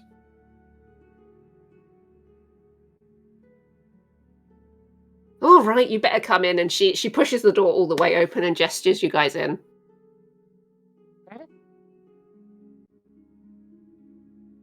Oh, did anybody come with me? Yeah, absolutely did. Yeah, go I don't know, did they? Oh, okay. Sure. You know, I only Alright. really got to hear Who that is guy this? talk for like 2 minutes, but I thought he was quite charming. I imagine we I- turn back to Um, Ratthew, and he's got like a scarf from the Lost and Found over his shoulders, and like he was digging through the Lost and Found while we were annoying him. You steal that? I mean, Ratthew, if that's something you wanted to do, you can absolutely have done that. Rifle through the lost and found. No, I'm okay. I don't want to. I don't Yeah. want like a nerd's belongings or a snotty kid's things. I'm okay. Okay, you don't know what's in there, but okay, that's fine if you don't want to. It's all good. She gestures for you guys to come in, and you can see that there are several very plush sofas in front of a fireplace. But it's not a fire that's going. It's more of these crystals, but it seems to be a larger one, and it is emanating a warmth. You can see there's a small coffee table that's got fresh tea, biscuits, and a very large, chunky tome with a bookmark in it. Yeah. So All right, have a seat. I'll hear your What- complaints. What animal? What animal's this? She's a mole. Mole as well. Okay. Have You there know, been I- any weird looks that we've gotten based on like being a bird down here, being a As I said, some people have kind of given you strange looks. But again, something Gilbert said when he was very irritated with you is, I don't have time for tourists. So you're potentially not the first up-toppers to come down here. okay? They don't seem puzzled or shocked by you being here at all. They just seem a bit like, okay, they're behaving a bit odd.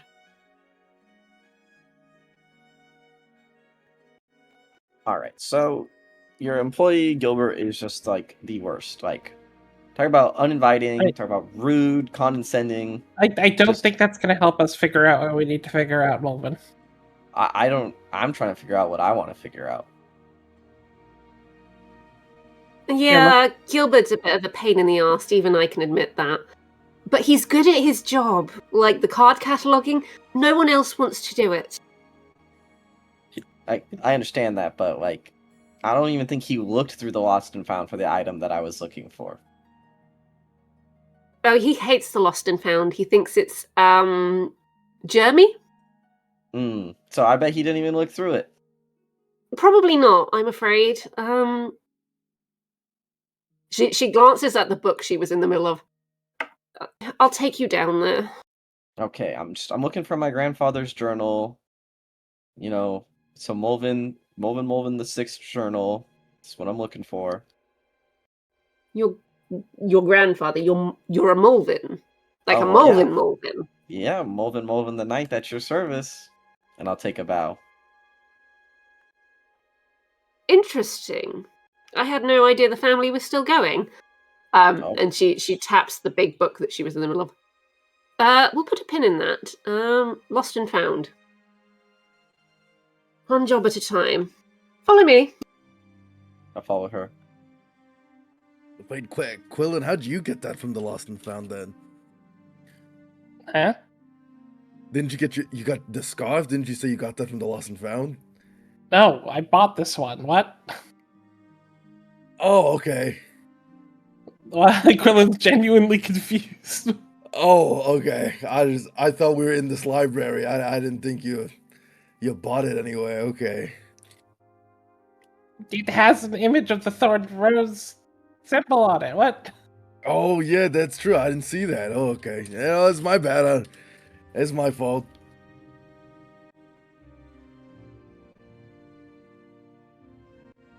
Is anyone staying in the office, or are you all going back to the Lost and Found? I'd be going. Okay. I can stay here if they are fine with that. I may look around. She doesn't seem at all fussed. It's just, I just need to know who's going down and who's not. Those of I'll you go that down. have gone down with Molevin and the librarian, you watch. She goes over to the staircase to get back down from the balcony, and she slides down the banister. Ooh.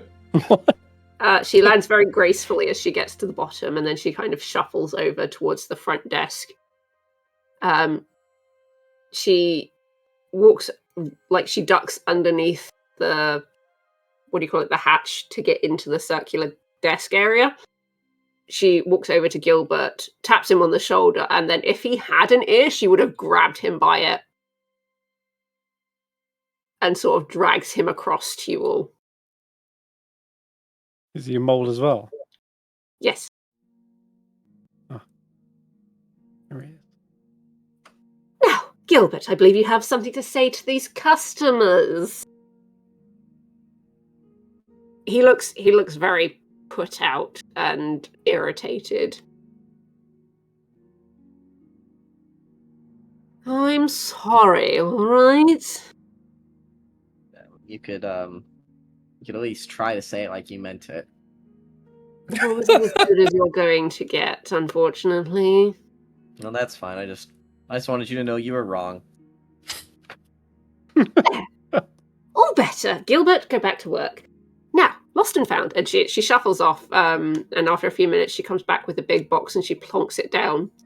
Gilbert opens his mouth to say something. She gives him like a withering scowl and he shuts his mouth and goes back to what he was doing.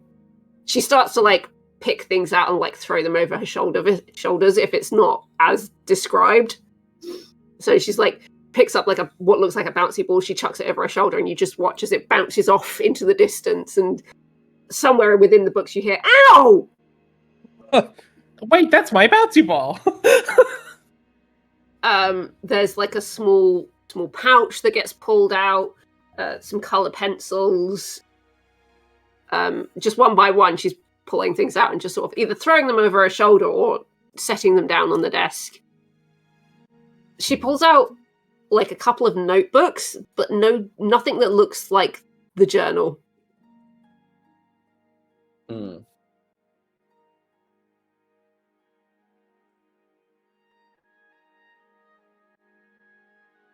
Which volume of Molevin did you say it was? This will be Molevin Volume 6. 6. Well, the Molevins left around generation 3 or 4. I don't think we have anything like that down here in the archive. My grandfather misplaced his journal. I'm trying to find it for him is all. I'm not sure that it would be down here. As far as I'm aware, as I said, the family left many, many generations ago now. Okay, well, I appreciate you actually taking the time to look. It's not a problem. Not really sure what else to suggest. I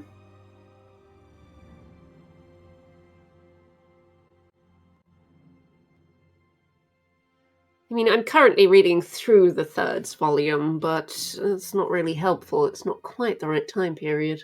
I Well, assume mean, you're looking for something specific. well, we're also on sort of an expedition down here. Obviously, we're tourists, as Gilbert would say.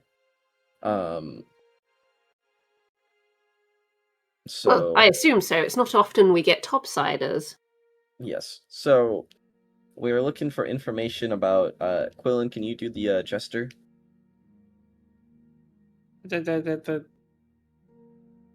Like the symbol. Yes, Quillon will just hold up their foot and go, you see, I am involved with a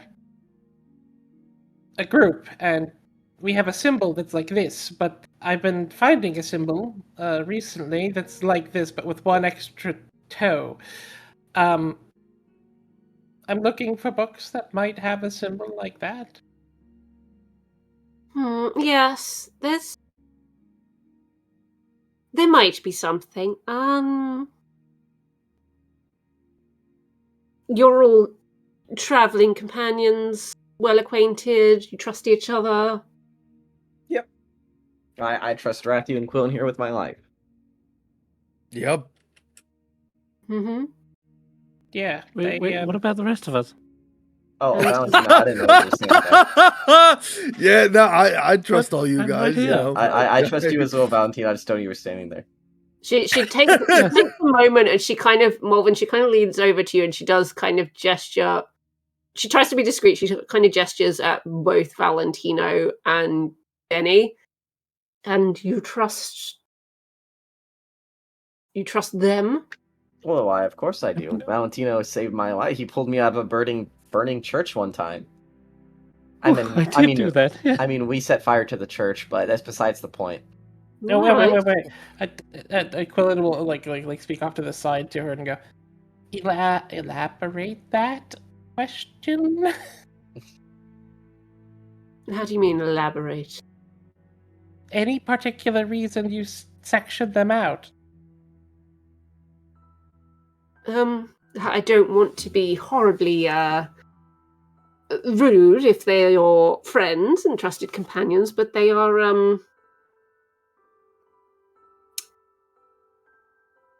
well, they're bats. Yeah. Yes. And Wait, what? Oh, you don't know your history, do you? Oh, I'm aware of the history and the prejudice against bats, but I don't see it that way. Oh, it's not prejudice. Oh dear. Okay. I see we might have to educate you a little bit. Oh, please, I'm always up for new information. Very good. She will look at both Jenny and Valentino. I am terribly sorry if I've made an awful assumption. Are you That's aware of your kind's history down here? This is where you tell me we're supposed to be carried around on Palantir or something. Yes and no.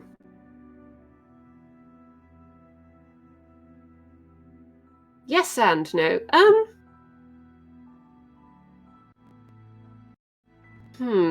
What's the best way to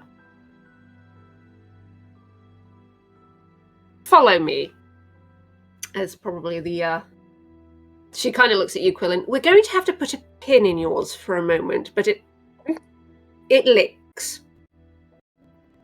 Now, if you tell me that you trust both these two, I will just trust the judgment of Molevin. Mr. Valentino These two are trustworthy. Mr. Valentino is courageous, and Genevieve did everything she could to protect him. He didn't even know the nature of his condition.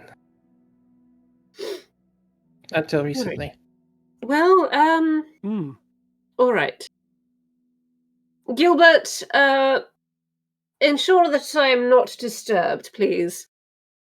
Follow me.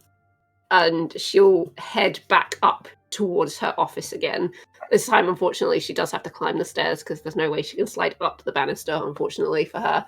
And she complains the entire way up this staircase, by the way. Bloody you, stairs. Why can't gravity. they invent elevators again? And eventually gets to the top and Again? she's huffing and puffing, and then she starts like walking along towards her office. Which she's left it unlocked and everything like that, so she just kind of walks straight through and in. And she holds the door as she kind of quickly gestures for you all to get inside. Jules, get up here!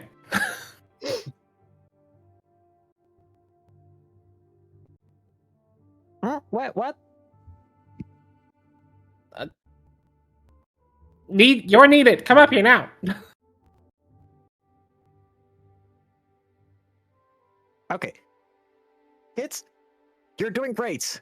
Keep on going. I'll be right back. He looks really pleased that you said you're doing great, and the fact that you're trusting him to work on this by himself. And he gives you like a little salute, and he's just like, "Yes, boss." Okay. Unsupervised children. Woo! The best kind of The children. thing is Jules wasn't the designated supervisor. There was another designated supervisor who got If they superseded. mess up, it's not my problem. I'm not responsible for whatever they're doing. You know, the kids in the background are all causing mayhem. This one particular kid is just very well behaved and is really intrigued by what Jules has shown him. There's always the one good kid that can be communicated with as though they're an adult. Yeah.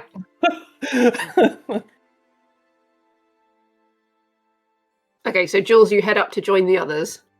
You'll effectively fly up. Cool. Small sprint. Yeah, so you head up, and as she's about to shut the door, and then Quillon sticks his head out and goes, "Jules, get up here!" And she's like, "Eh?"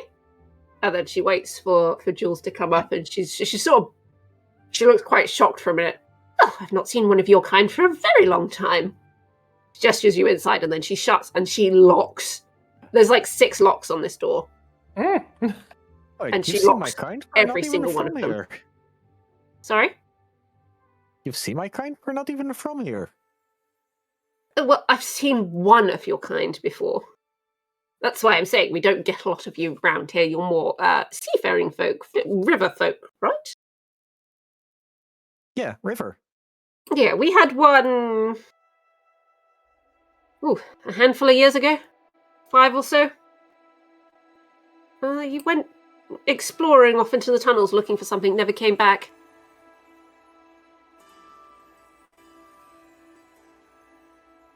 That Anyway, doesn't sound good. Curious? oh, I'm sure he's fine. He probably found his way out. You know, there's another pathway out there that leads to the surface. We smelt some fresher air coming from that one.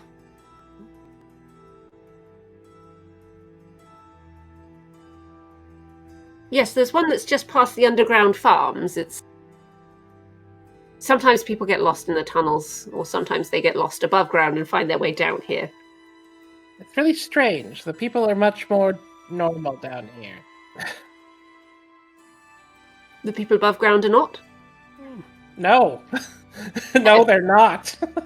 Well, you know, our way of life down here is rather simple. We often keep to ourselves.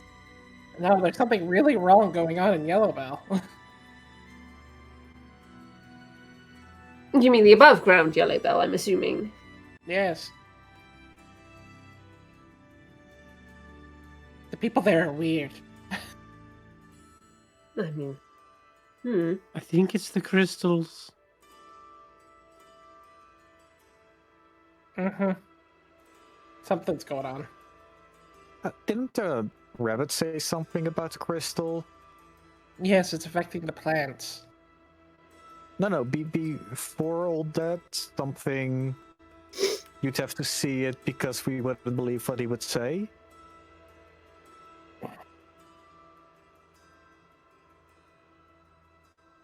That's beside the point. Back to Mr. Valentino Genevieve.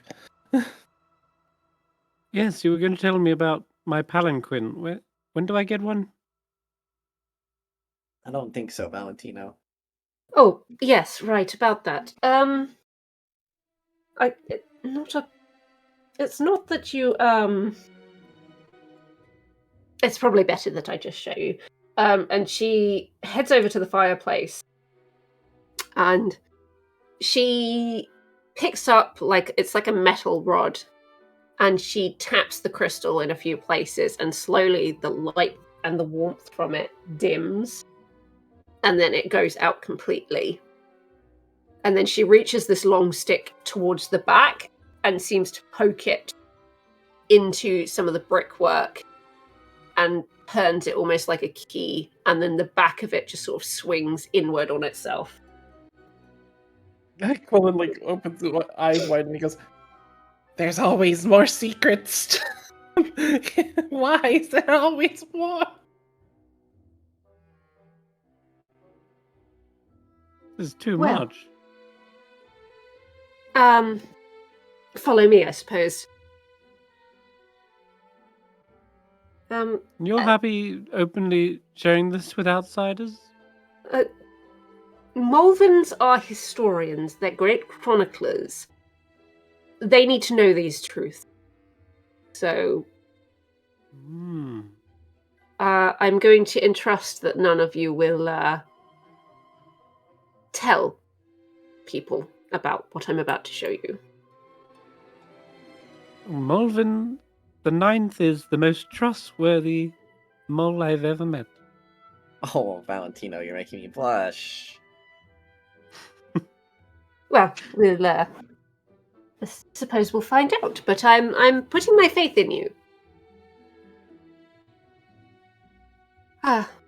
Lead on. Yes, follow me. She'll make her way into the tunnel behind the fireplace. And it's not like the tunnels that you've been in before. This is tiled. Like, the floor is tiled, the walls are tiled. She seems to have kept this clean. But it is quite extravagant. Like, each of the tiles has like this gold inlay around it in beautiful patterns. And it goes a short while before it opens out into a large chamber. And within this chamber are several benches and what looks like some form of an altar, like a large table with candlesticks. And then at the back against the wall is a huge tapestry. And again, it's this horned bird-like creature. But as you come into the room and you see it, it's not a bird at all. It's a bat. Those horns are ears. Mm. And this tapestry is huge, by the way. It takes up the room itself is really tall. And this tapestry is huge. What? This isn't the, Wow. This isn't what they say upstairs. This is...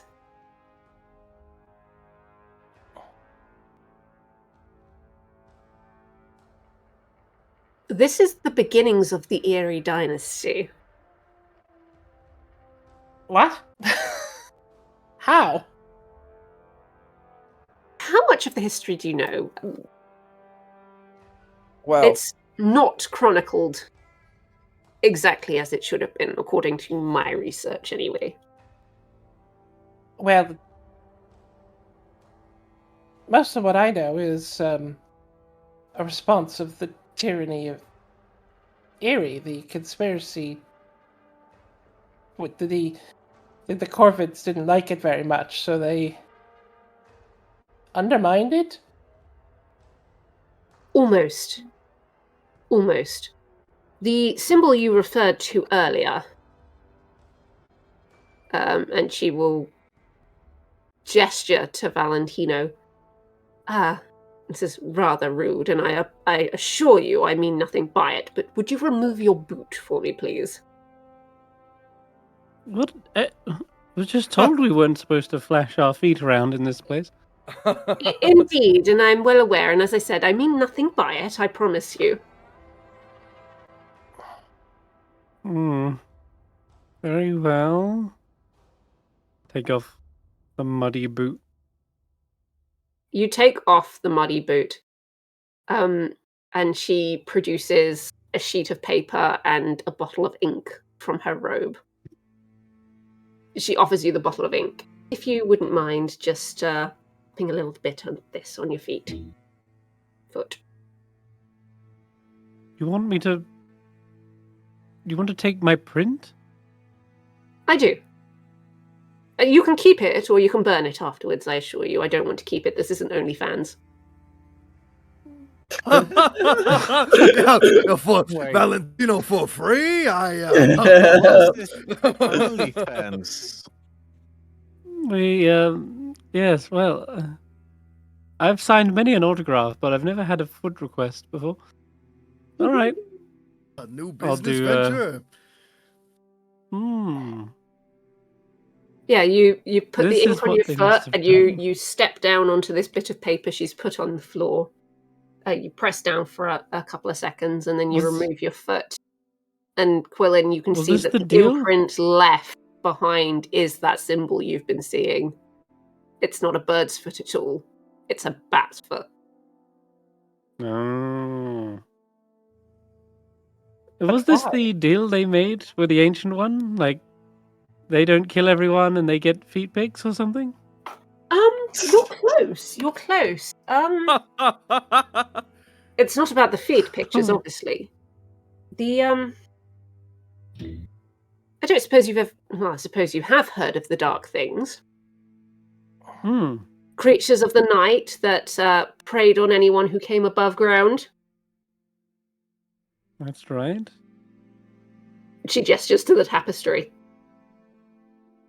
Wait, what? They were bats? Indeed. Both the Eerie and the Bat community are of the sky. The story goes that rather than, waging war, the Great Horned One made a deal to provide occasional sustenance to the Dark Things in exchange for the ability to be able to come above ground. People went missing, it just got quite hushed. You mean like donations of wine, perhaps?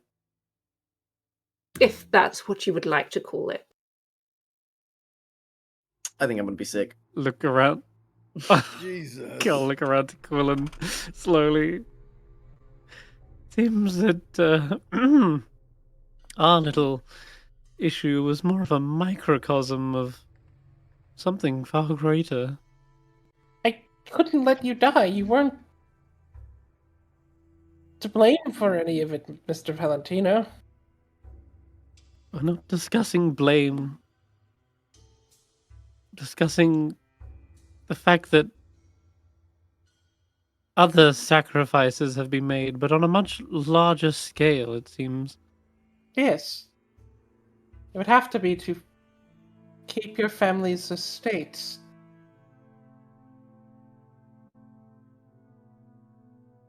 Not my family, Quillon. This Dark One. It might still very well be alive, depending on if there are still missing people every now and again. The head librarian looks at you and sort of looks at the group and says, "You understand now why I asked if I could trust you, if you could be trusted. Your theory is potentially my theory too, you see. I believe that maybe one of the Dark Things still dwells within the tunnels somewhere. As I mentioned before, people people go missing in these tunnels? That is why we're going deeper, because we have...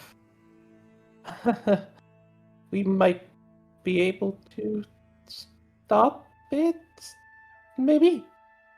Can we? I mean, we have the Fang. Also, That's true. Valentino can stop it. Well, no, Valentino can't stop it by himself. Look at him.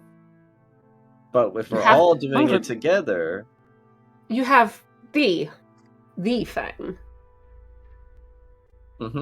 Or Yes. a Fang. the Fang. What There the was another? difference? There's the fake. Rumor has it that there were two. One was made much later in life, but there were two made. Just show it, Mr. Valentino. I don't draw it lightly. It That's Very quite much all right. I thirst. understand. You don't have to show me anything. I will take your word for it. yes, my feet were enough. Please. Indeed, and I do apologize for asking such a thing of you. Strangely enough, it's not the first time Valentino's taken his shoes off. I know, that was a callback. That was a callback. To episode 1. Yeah. It's getting Says quite it. the fan club. Mhm. But yes, we have the real Fang with us, not the fake. Well, Mr. Moonrose believes so. Yeah, he's trying to kill us. So this belonged to that, and he points towards the tapestry. Not exactly. Well, yes, but also I'm not entirely sure. I wasn't around at the time. I'm not as old as I look, hopefully. But my predecessor, who unfortunately has now passed away, showed me this room and explained the hidden history to me, or what we assume is the hidden history. Again, we have no evidence of it. We only have reading between the lines of the Molevin texts, which a lot of people find boring, you know. But there is a code there. Yes, Oh, there yes, is. I've been working on deciphering it all. Ah, see. And that is why you're friends with, and she gestures to Quillon. Excuse me? But Yes, there The is a code. code. oh, I suppose, yeah. You know, the conspiracy started itself down here. Oh, I did not know that. Well, Well, Also, the histories are all you're the origins of the conspiracy. We keep multiple histories for the sake of misdirection. the faction of the conspiracy that began down here, anyway. At least Yeah. here in Yellowbell.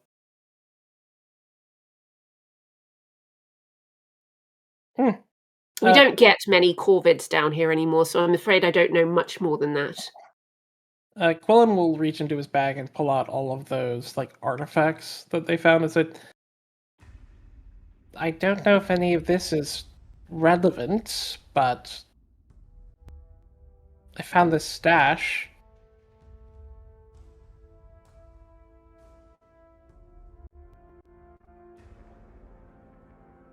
She looks over what you kind of bring out for a moment, and she, like, her little eyes, her tiny little eyes go as wide as possible.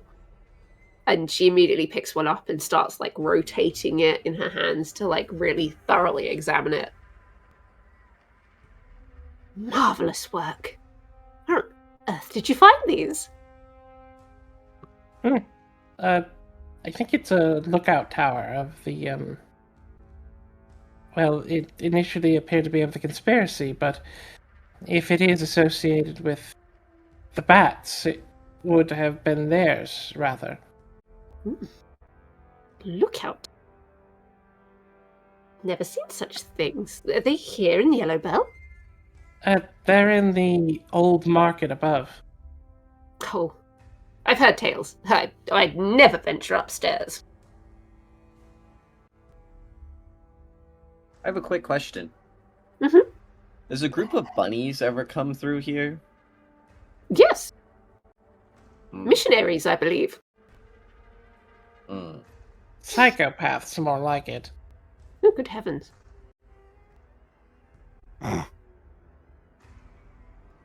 They seemed perfectly wrong with the fine, crystals? very cordial. They That's the brought problem. treats and snacks, and they And were here pickles. for educational purposes. I believe they were archaeologists. Oh no. No, they were stealing. Stealing. They needed the crystals to enforce a belief in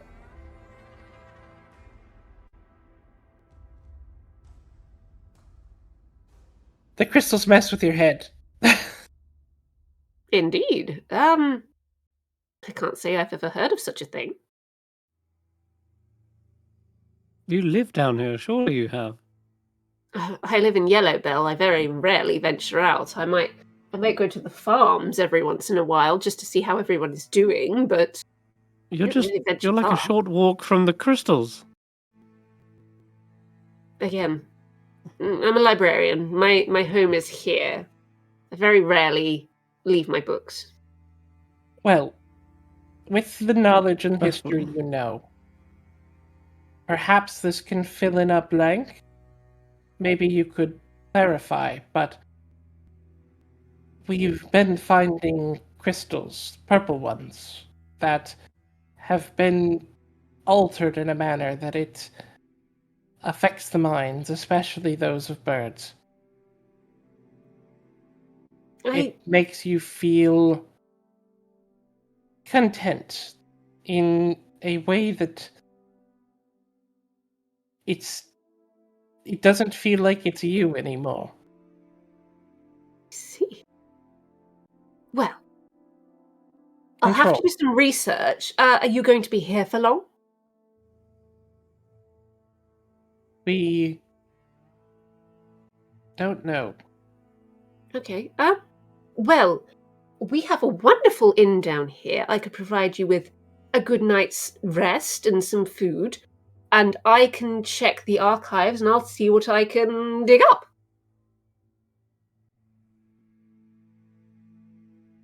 Sounds wonderful. We should get Jonathan and Freddie. Zeus?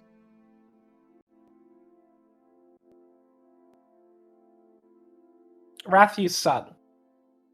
Oh, that Jonathan. Yeah.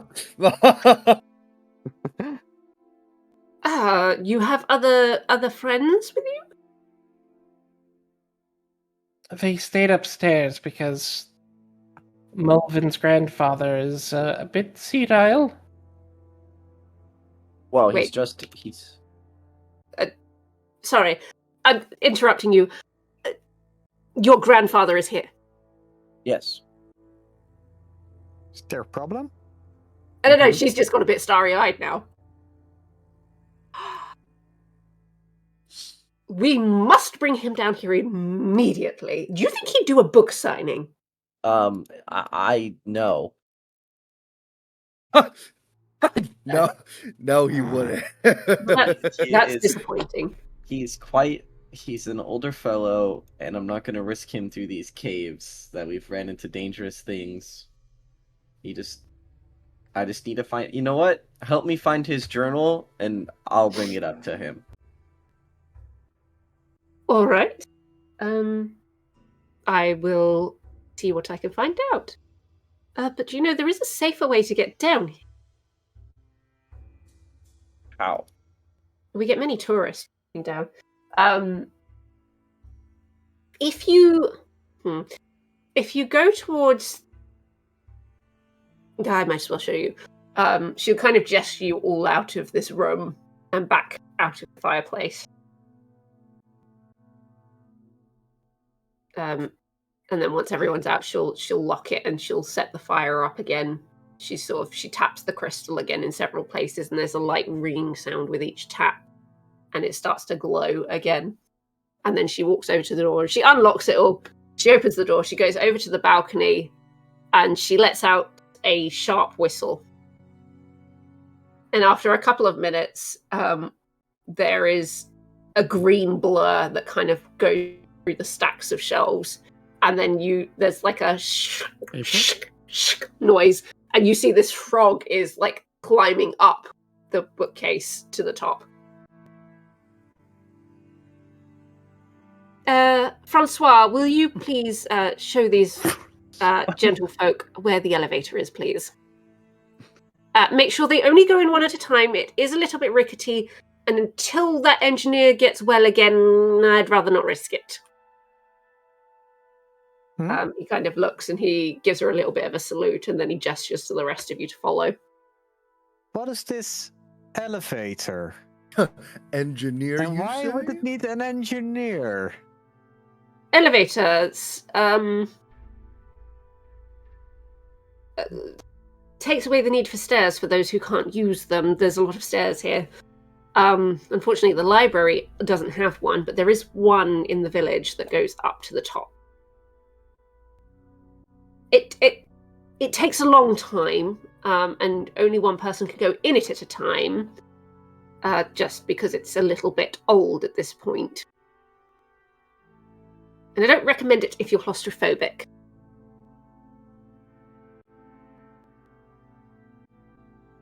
Is anyone here afraid of Santa Claus? I am. Who's Santa Claus? Oh dear. Santa Claus is a big red bear who, rumored back in the day, is supposed to come and give gifts to good children and eat the naughty ones. Yep. I thought everybody knew about him, you know. Yeah, that's why I'm You do a terrified lot of of him. breaking and entering. All right, he does it, and everyone's happy. I do it, and it's a problem. Yeah, that's why Molevin is claustrophobic. Yes. All right. Were they a badger or something? No, he's a Or bear. like a bear? He's a bear. Oh. Rumour Like a has polar it he bear, could or- shrink himself down to get down chimneys, but I don't believe that. No bear could get that small.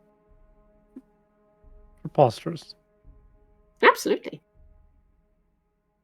Now, if you go with Francois, he'll take you to the elevator. Oh, Pleasure to meet you, Francois. pleasure to meet you, Valentino Francois. Roseman. Yeah, pleasure to meet you too. Oh. Follow me.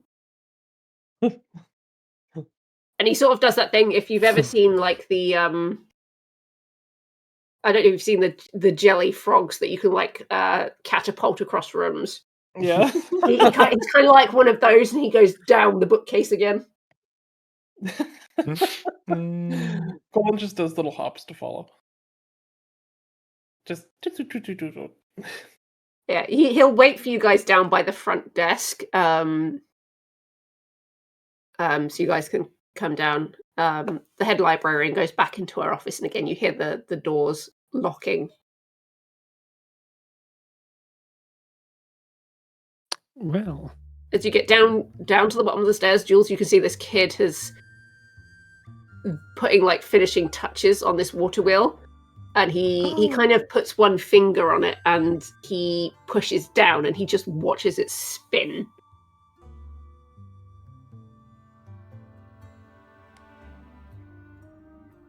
Good job. He looks very pleased with Did you- himself. Did you teach him how to do that? Yeah. How smart he is. Gone. Francois he kind is. of looks like between you and this kid, and he kind of smiles and he's like, you've met my son. Uh-oh. Uh-oh. Is there something wrong with this? I hope not. No. When I did that stuff, people were kind of mad at me. No. I like to encourage him. He is an intelligent boy. Unlike the rest of those tadpoles. Also my children, but, you know, only one of them can have the brain. That's what we're gonna find out. Every tadpole we've seen is part of the same family, yeah? I work here, you know, so the children are occupied. My wife is at home. She's not very well at the moment. The tadpoles running the daycare. They're not all expected to live. Just the one with the brains. Anyway, Too valuable. I take you to the elevator. Follow me. And he kind of he starts hopping his way back through to the village. He takes you sort of round the side of the library and down a few like very small, they're quite tight streets.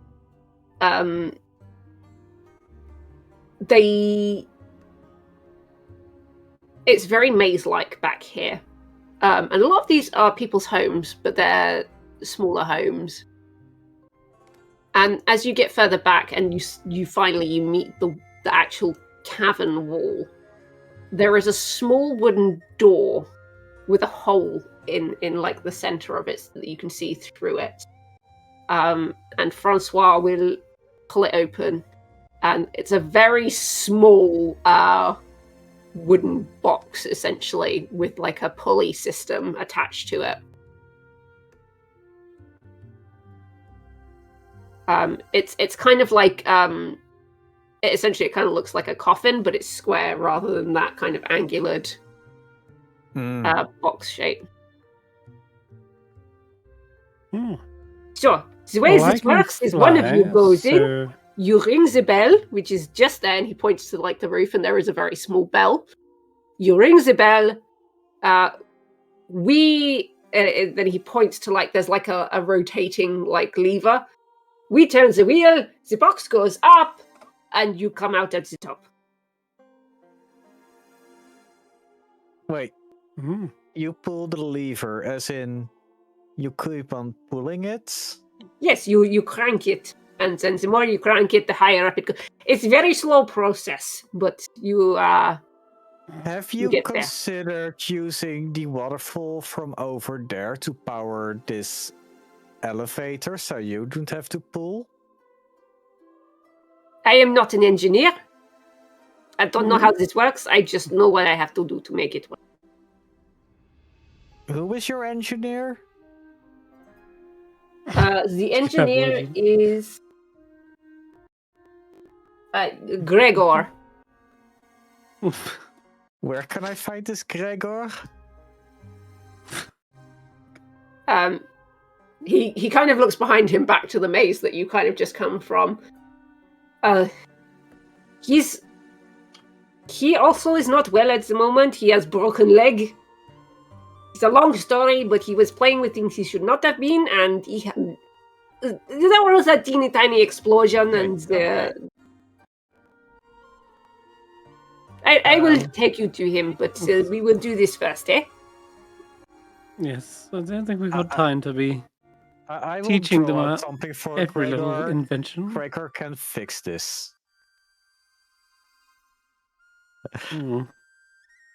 Okay, so who's going to go up in the elevator?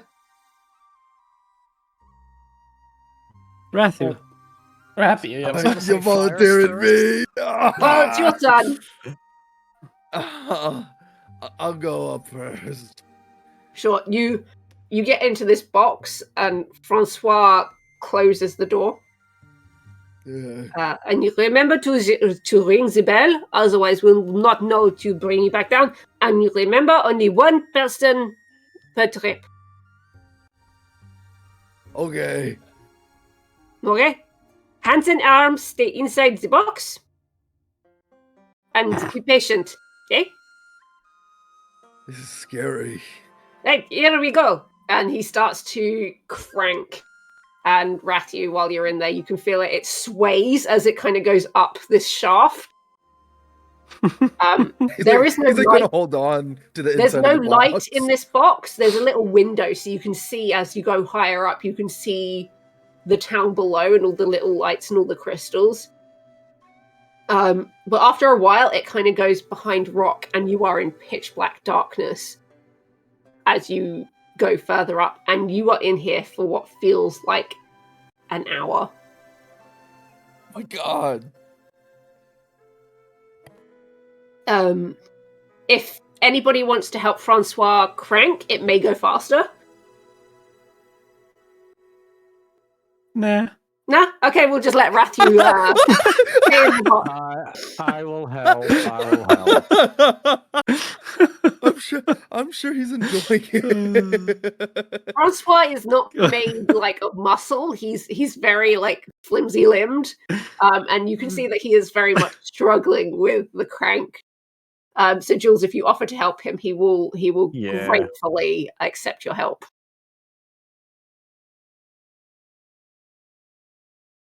Do I roll might, or is it just? Yeah, if you can roll me 80%? might, and we'll see how fast you speed up the process. Oh no. I'll just cheer you along. That's You've got only to crank 6. it. Crank it. I will. Oh, I will. I shit. will. You crank, Jules, and eventually Francois just kind of goes, "It's okay, never mind, I do it myself," and he starts to crank it. You just Different let kind of go. muscles. Just let him fall.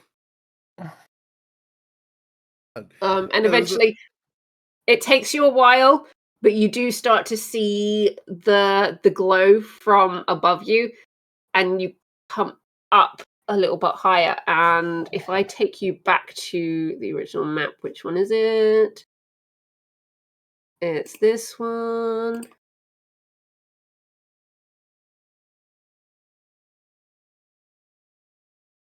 Sorry. For it to load. Are we on there now? Can everybody see it? Yep. Yep. Cool. Yay! So, Hmm. you come out of this pillar. In front of this pillar here is stacks of crates, of barrels. It's this elevator obviously hasn't been used to come up this far in a very long time, and it gets to the point where it hits the top, and to get out, you've kind of got to kick the door down. So, can you roll me a might check, please? Oh, I'm great at might. That's my thing. I'm pretty good. That's not bad. That's not bad. You kick the door, and you have to kick it a couple of times. The first time, there's a loud thud, and you move some of the crates forward. You kick it again, and a barrel falls over, and you can hear it rolling, and it smashes. And then you hear some muttering in the distance, and you hear Jonathan's voice, and he's just saying, "Wait here. I'm going to go and check this out." And you can hear his weapon being drawn as he approaches, and he kind of he pokes at the barrel with his foot, and you can see him from the hole in the door because there's light up here, and he's ready for a fight. The next thing that jumps out at him is gonna get stuck with the sword. Hey, Johnny! He literally turns and he swings, and like at least you're behind the door because it can't open just yet. And he sort of squints, and he can just about see your little rat face through this hole in the door. Dad, what the hell are you playing at? I know. No, I could have killed you. No. It's okay. See, ugh. All right. He starts to move like the barrels and the crates out of the way, and he's like, "What the hell is this?" It's an elevator. What's an elevator? Yeah. Yeah. You just hop in the box, and you'd ring the bell. Is the bell like still like there? Yeah, the bell is still there. Yeah. Okay, yeah, you'd ring the bell, and you'd get taken down. Long story short, there's a whole civilization under there. And they're pretty cool. But I'm trying to take you guys down there, but it's only one at a time. So I think you should go next, Jonathan.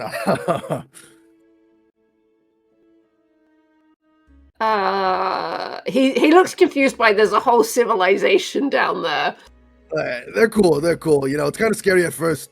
They might look at you. They'll call you a tourist. We technically are, so it's okay. The box is kind of scary though, but it took so long. I kind of stopped being scared after what felt like an hour. So it's not too bad. maybe it'll be faster going down. You know, so I'm not sure that's very comforting. it's not, but it's the only way down, really. Well, all right. I guess I'm going into the box of possible doom. Yeah, I'm sure you'll be fine. I trust the random stranger that's controlling the box.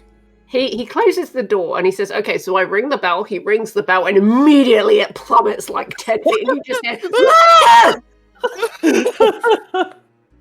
I'm sure it's supposed to do that. I think. Freddy just kind of looks like horrified. Freddy, you're next after him, just so you know. He immediately starts shaking his head and like drags Molevin to the front. Oh, come on. Oh, yeah, Molvin's coming down too. Oh, Molvin, maybe you can be next. Poor old Guilles is going to have a heart attack. Yeah, Molvin, I'm sure you'll be fine. You guys will be fine. Freddy, you've been through worse. You almost drowned. You'll be okay. Molvin, I'm sure you won't realize what's going on. It'll be okay.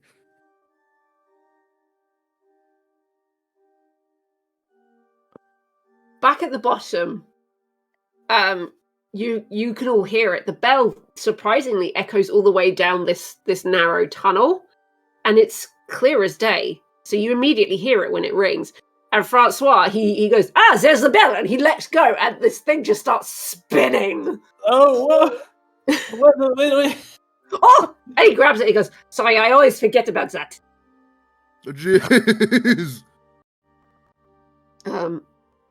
We let it down gently, that's all we... And he starts to very slowly let it go, but every so often he kind of loses his grip on it. And you guys can just hear it every so often. You'll just hear Jonathan going, "Yeah!" And as it happens, like more than twice, he's like, "For goodness sake, will you stop that?" But after quite a while, it doesn't take as long as it took for Ratthew to get to the top. And eventually the box opens. Jonathan immediately kind of tumbles out and like literally runs to the nearest corner and just vomits. Hey, Jonathan. Hey, I would Jenny. like it noted that I do not like elevators. There are no stairs. It is It better would than have taken too falling- long. It's better than falling down a central pit, at least. Wait, hey. These elevators, they look like the future, even though they're relics from the past. Why did people stop making these? This looks amazing. I don't know. Is it necessary above ground? The topside don't something seem to know safety what it's hazard. for. But down here, we tunneled down over the years, so we have layers. Well, for birds, it's a hard ask to get us to even build stairs. So Okay. What about are you guys sending my grandfather next? Yeah, he's coming down next. Please be gentle, Francois. It's my grandfather.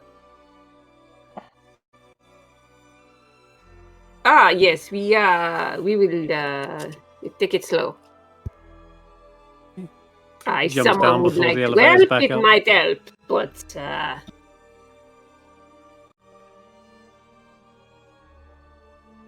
Jonathan's can you just be? kind of Oh. like, "Yeah, okay, I'll let's."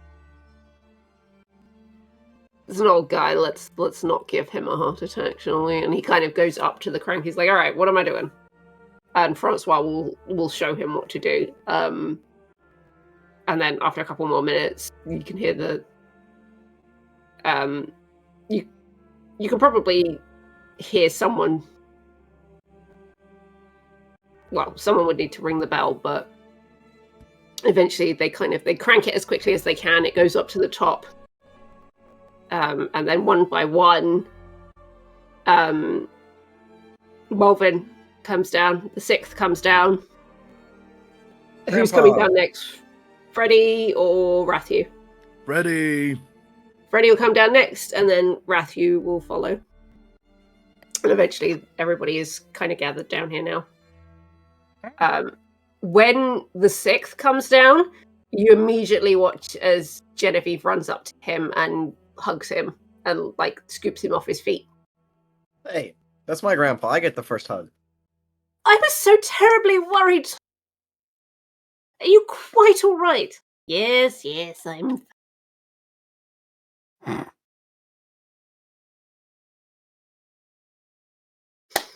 And he looks around and he's he takes his glasses off and he kind of wipes them and he puts them back on as if he can't believe what he's seeing down here. Well, by Jove! Yes, apparently the two of you were staying here, not but a short walk away from a comfortable inn. Indeed, this is marvelous. And he starts to wander off. Oh, whoa. Gramps, they have a library here I want to show you. Library, you say? And he literally immediately perks up as if he's had like a burst of energy. Library. Not set foot in a library. Is it my library? It's not yours, but it's a library. Well, finders keepers. I believe it's already been found, Grandpa. But here, I'll take his arm and I'll lead him to the library. Yeah, sure. Francois will like lead you guys back out to the main square, and from there you can see where the library is. Would you like me to show you where the inn is, or I could take you to find the engineer?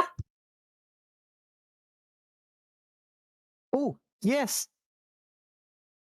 I mean, we can go to the inn first. I mean, it's on the way. The Gregor doesn't live far from the inn. Oh, okay. Okay. Your mole friend is going to the library? Yes. Okay. You have fun? You tell the mistress I have done my job. I take them to the inn now. Sounds good.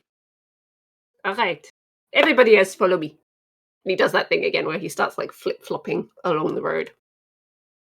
I don't like it that he does that. Do the other frogs do that, or just him? I feel like I know what it's a reference to, and it is such a cursed pick. Do the other frogs flip flop like that, or is it just him doing that? It's at the moment it's just him doing it. It's a reference to a movie. Flushed away. Yeah. Okay, I figured it was flushed away. That's what I kept imagining every time he was flip-flopping. Amazing. I'm so glad you guys got that. Anyway, yeah, so he kind of flip-flops along the roads until you get to the inn. It's quite sizable actually, but unlike the other buildings that are kind of built up into the wall, this one kind of goes across long ways, and it kind of looks like, if it was made of wood, it would kind of look like a stable house. And it's got like saloon doors on the front, because there's no bad weather here, so you can have that and people would just walk in and out.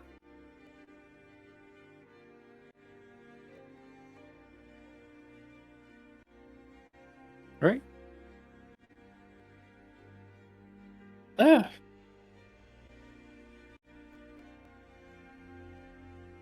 Yeah. Here you are. This is the inn.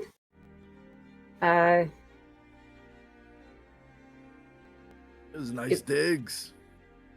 It's very comfortable. From what I've heard, I've never stayed here, but the food is good.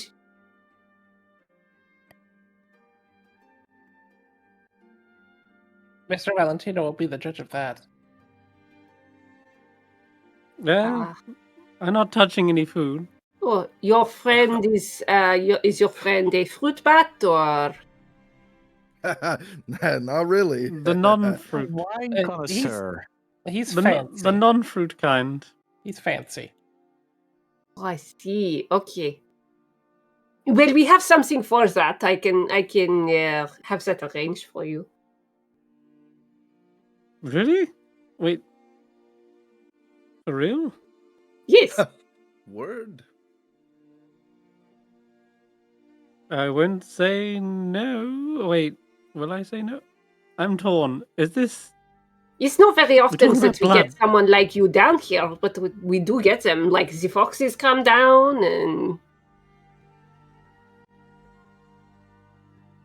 you know they like the occasional nom-noms. It's just how they are. All right. Where do you source this? It's just trust me. I explain after you try first. Yeah, I don't want to put you off. Not that to put you off. It is good. Just trust me. I'll be back. I figure it out for you. I'll be back. He goes into the inn, and you can see as he kind of makes his way. There's quite a crowd in here, and it's quite jovial. There's someone on. It's like a little tiny stage at one end, and someone is playing an instrument. It's like a stringed instrument, and it's I do have a quite question. a calming sound. Is there any of Jonathan's men or the people that they sent down in here right now? You enter the room and you look around. You don't see Jonathan have any sort of recognition on his face for anyone within this room. It's Freddy that does. Huh? And Freddy immediately puts his hands on the back of Valentino and Jen's collars and drags them back out the doors. Oh. What?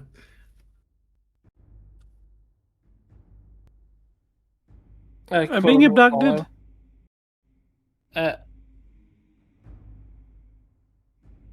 He drags you both out and then around the corner of the building into sort of the alleyway between buildings, and he puts a finger to his lips. What's going on? He then moves over to the window and very slowly peers back into the inn's kind of main foyer, like the bar area. And he seems to be scanning the area. And then he looks back at you and gestures you to very carefully come over. Do so? You look into the room, and Freddy points a figure out near where this musician is, to one side of the room. And it is a fox. And it's a fox who is wearing the rose moon symbol on his arm. Ooh, shit. One of the hunters? He One's shrugs. looking for me?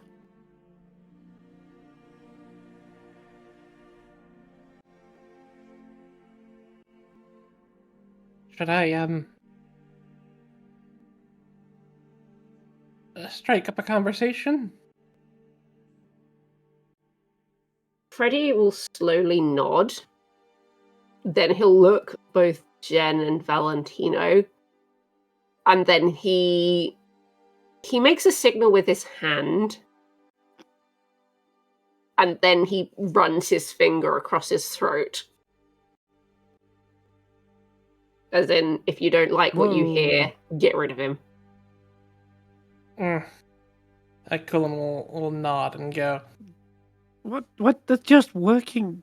It might not be... Oh my goodness. Quillon will Don't need to just kill go them. inside. You don't know what he said. He's used, like, sign language to do this, because obviously he can't speak it out loud. I mean, I can pretty much assume you mean kill them. Yeah, if you don't like what you hear. If he's okay and he's legit, then he's not going to suggest killing him. Even if you do hear something you don't like, we don't need to kill the guy. If he's a threat He's just to doing you his and job. If he's a threat to you and Genevieve, I don't think we have a choice. And we'll have the entire town on us. Freddy will just shrug and sort of like throw his hands up like it's your choice. Quillon will go in. It should be my choice. That's what he's saying. It's your choice. That's why he's throwing his hands up to be like, okay, fine. Yeah, right, to get back here, Quillon. I have to talk to him either way. Yeah, and I'm saying belay that order about killing the man. Probably more useful to us alive anyway. And get information. Yeah, that's what Quillon's going to do. He's going to talk to him. Not to kill him, to talk to him. Yes, but the part about if you don't like what he heard. No, that's what Sen has just said. He's just said that he's going to talk to him. Yeah, that wasn't what we established. He's just said if he doesn't like what he hears, kill him. So this is about what comes after talking to him. We're talking to him regardless of whether we're killing him or not. But I'm not okay with the idea of killing him if we don't like what we hear. That's the point. I guess we'll see how Quillon feels about that after the conversation. Quillon is going Quillon's to... I'll just say you may remember your promise, Quillon. Valentino will remember that. Yes, like...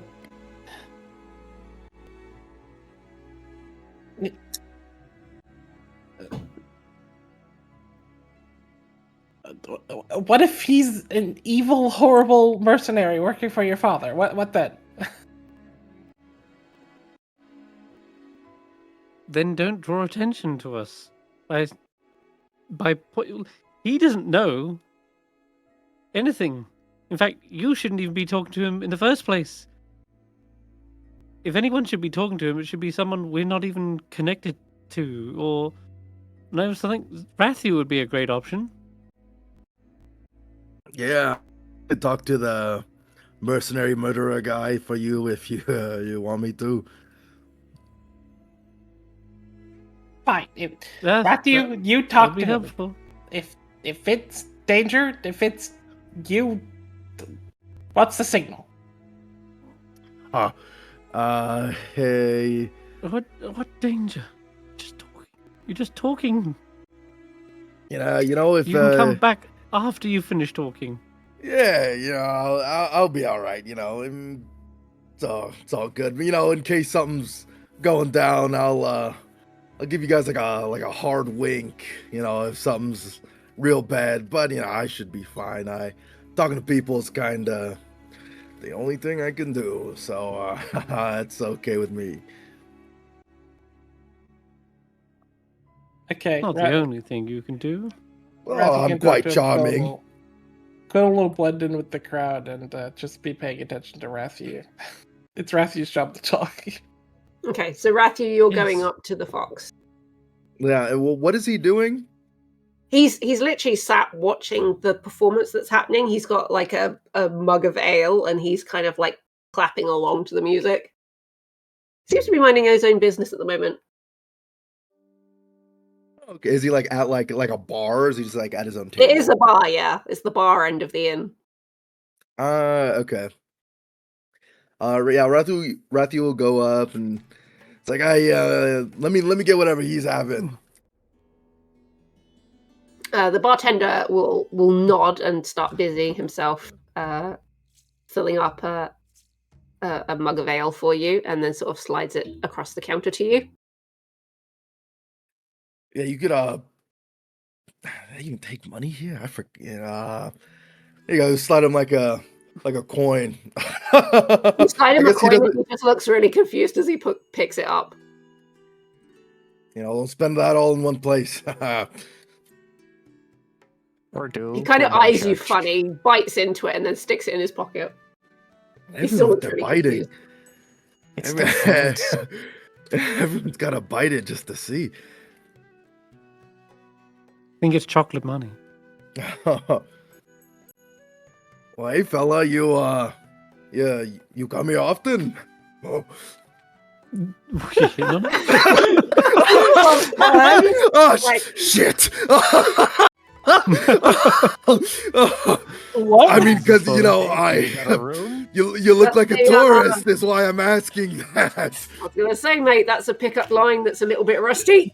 It's not. I'm married. I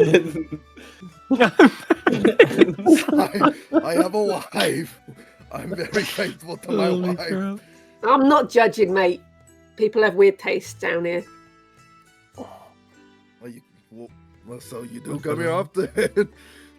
Yeah, every so often. I'm down here. I'm stationed down here for a little while. You know, I know a few of the locals. It's not a bad joint. Okay. Yeah, I just I don't know. I just kind of stumbled across this place recently. It's pretty nice. Yeah, it's not too crowded. The people are pretty chill. You get one or two drunks, but they're not the violent kind. The frogs are just hilarious when they get a bit pissed, you know? Oh, I bet. But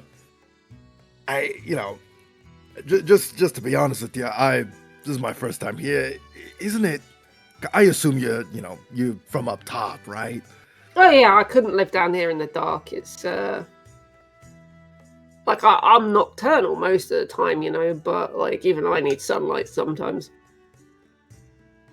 This whole underground like town thing. It's not weird. I mean, I never knew anything about this. I'm just a bit nosy, and I just kind of stumbled down here. I kind of taking it all in. It's a bit surprising to me. Yeah, there's a couple of underground communities spread across Furfallen. It's not unheard of. It's not really frowned upon, but you know, most people who live up top just don't care enough to look. The people down here don't really want to go up top, so they stay down here. Name's Sil, by the way. And you are? I'm Jonathan. Incriminate your own child. Love That's that. good shit. That's good shit. Well, good to meet you, Jonathan. How long you been down here then? You new to this? Yeah, I've only been here for feels like forever, but only a few hours. I just I don't know. It's just all it's kind of a nice change of pace, Huh. So what brings you down here? I mean, not I'll be really. asking the questions here. Yeah, hold on. No, nah, nothing really. Like I said, I'm just guess just a bit nosy. I kind of, to be honest, I kind of fell down here, and I just kept kind of going down and down, and I made my way down here. I was in the library just a bit ago. Found out about elevators. That's cool. So which point did you fall in? Which tunnel?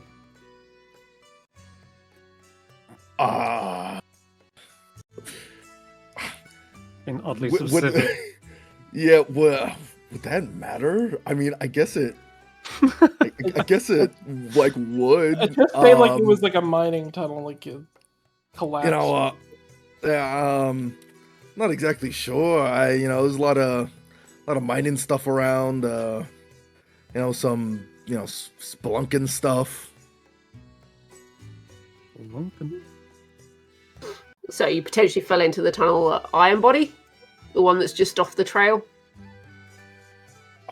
Yeah, I guess so. To be honest, I'm not too aware of my surroundings. You probably walked in the dark for a good while.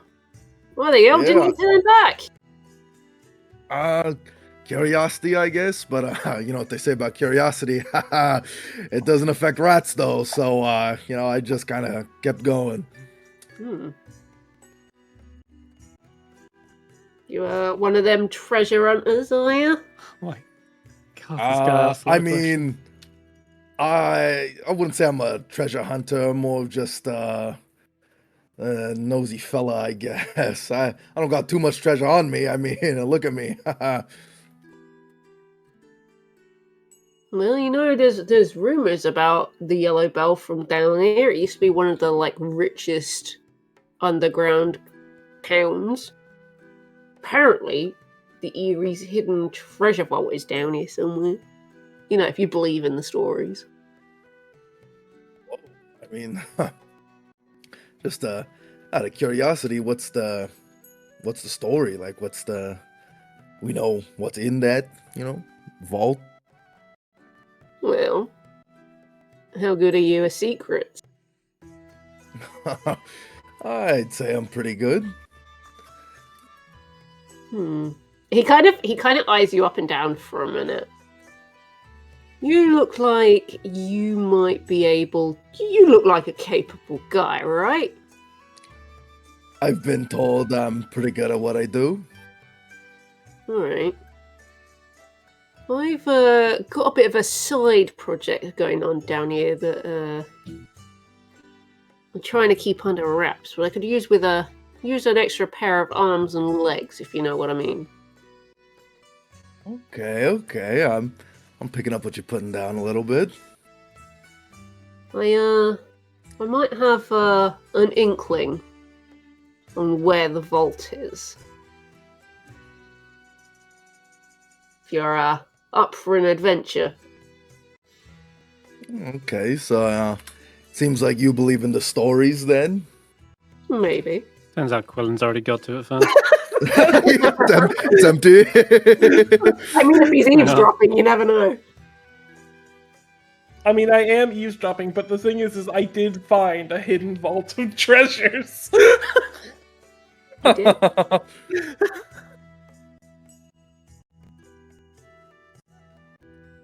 He puts his elbows on the table and he kind of leans in.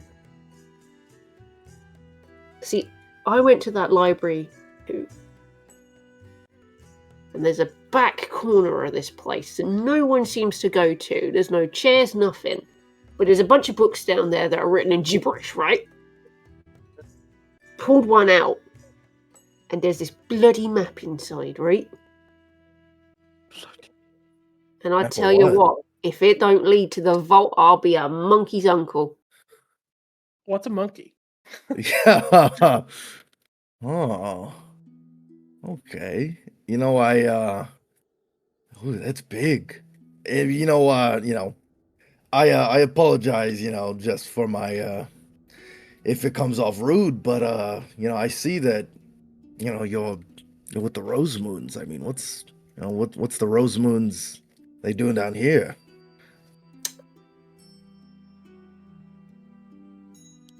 Look. So long as you don't tell my boss what I'm up to, I don't need to tell my boss that, you're around. Like, I'm supposed to keep tabs on people who come in and out, right? Just in case. Yeah, of course. Business is business. So I scratch your back, you scratch mine. Just kind of like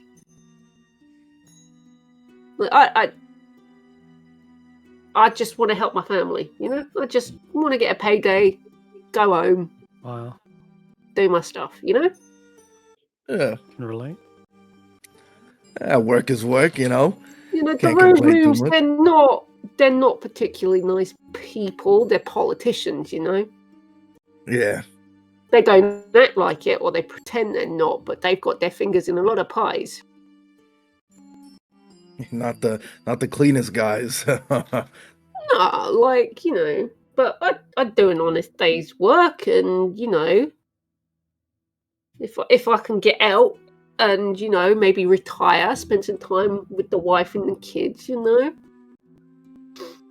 maybe this payday might be worth it, and I can finally tell the sod to screw off. Yeah. I've been hearing rumors, up top that what was their son's name? They're kind of a shithead. The pompous one, yeah. Yeah, Valentino. I heard he's running around. Is it true? Is he really just running around out there? I don't know, man. His dad's looking for him, but he was so spoiled and pompous, I can't see him surviving a couple of days, He'd be eaten The kid alive was practically in days. bolted.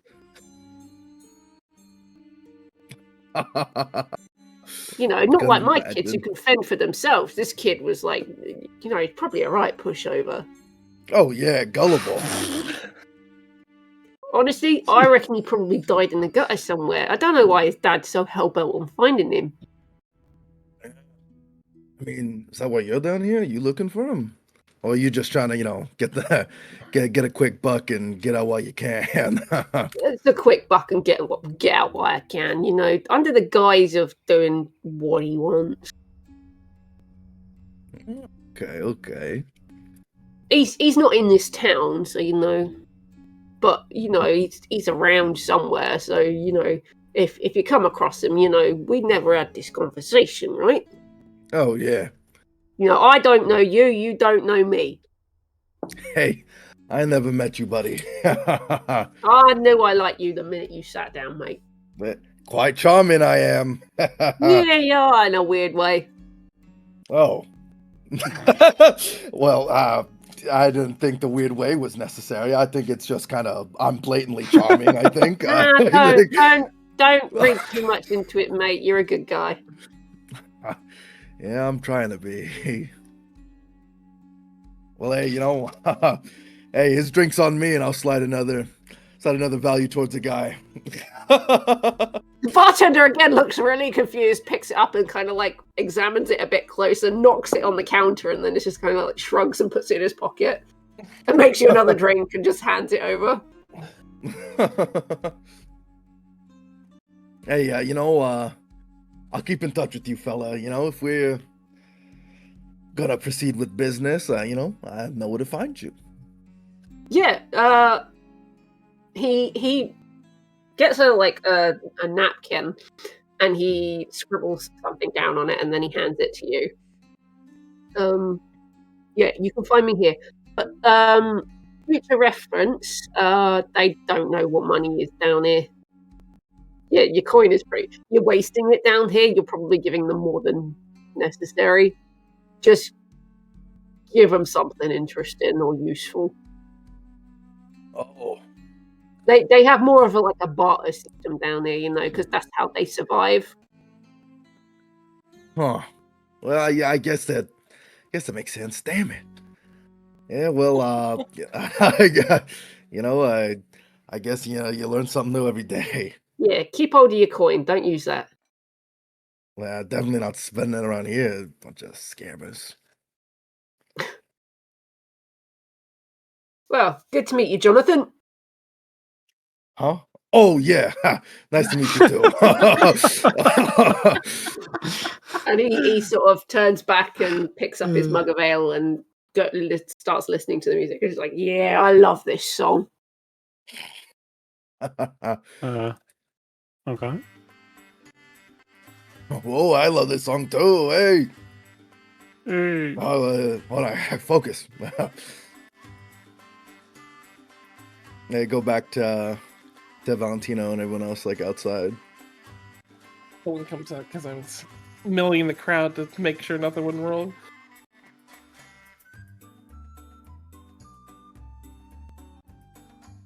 Ah, that was Well done, Ratthew.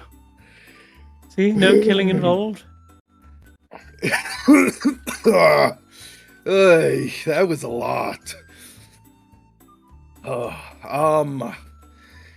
What happened? Oh yeah, he seemed okay. That was stressful,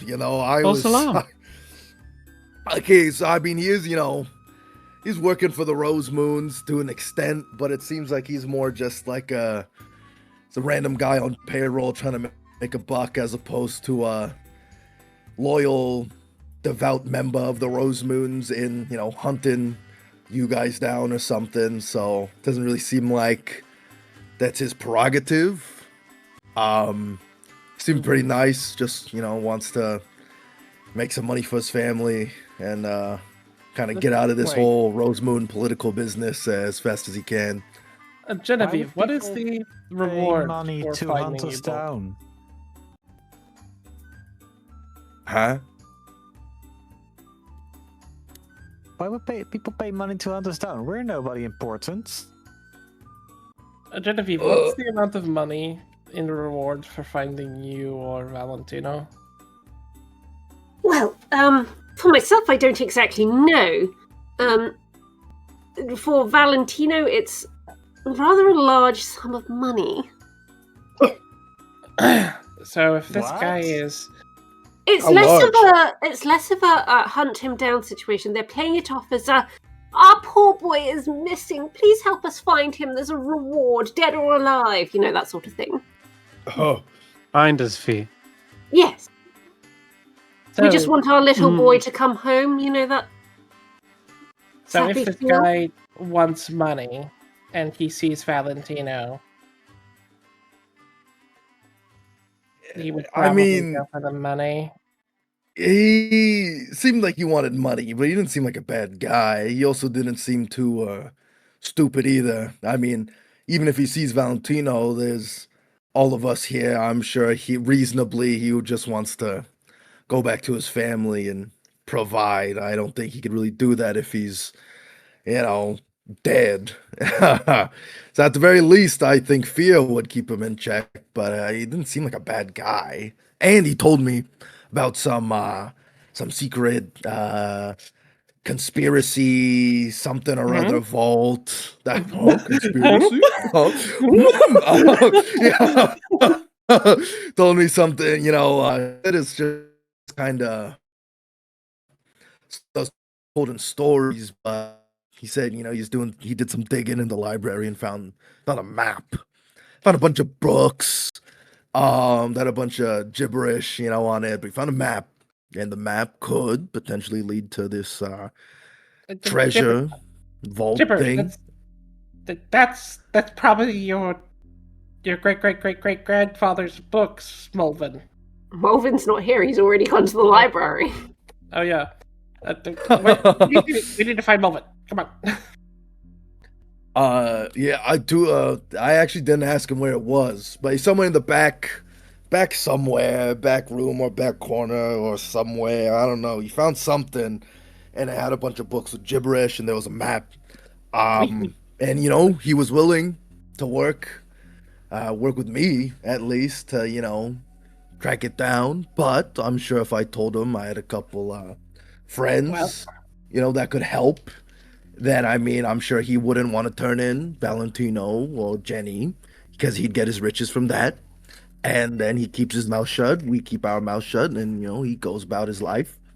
So you suggest we heist his heist and pay him off? Yeah, I mean, Or we just avoid him. true. We could also avoid him. That's also an But- option. Valentino, free heist. I will just say, also, it's not just we're hijacking a heist. We're doing a good thing here. We find it. He's able to provide for his family. I'm able to provide for mine. And then you guys do whatever you want with your money. I don't really care. But, I think it's ultimately, we're doing a good deed. Whose money is this? Ancient Erie, which is what we're looking for, mind you. Yeah, ancient old civilization money that no one's using for anything. And honestly, we know that the Bunny Hood brother guys have been down here. We know other people have been down here. This isn't a secret. Not really. Anyways, there's multiple ways to get down here, I guess. So people have just been down here before, right? And if other people find it, maybe those riches could fall into worse hands. And honestly, I think they'd be better in our hands, in that random guys too, I guess. It's kind of just so the bad guys don't get it and the good guys do. Can I see.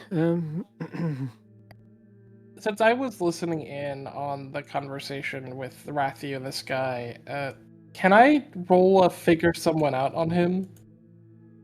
Sure. I will say yes to that.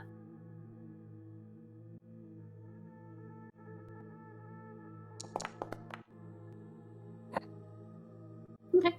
What's your question? How many questions can you ask? I get to hold one. I can either ask her the most valuable thing because it knows for gold, or I can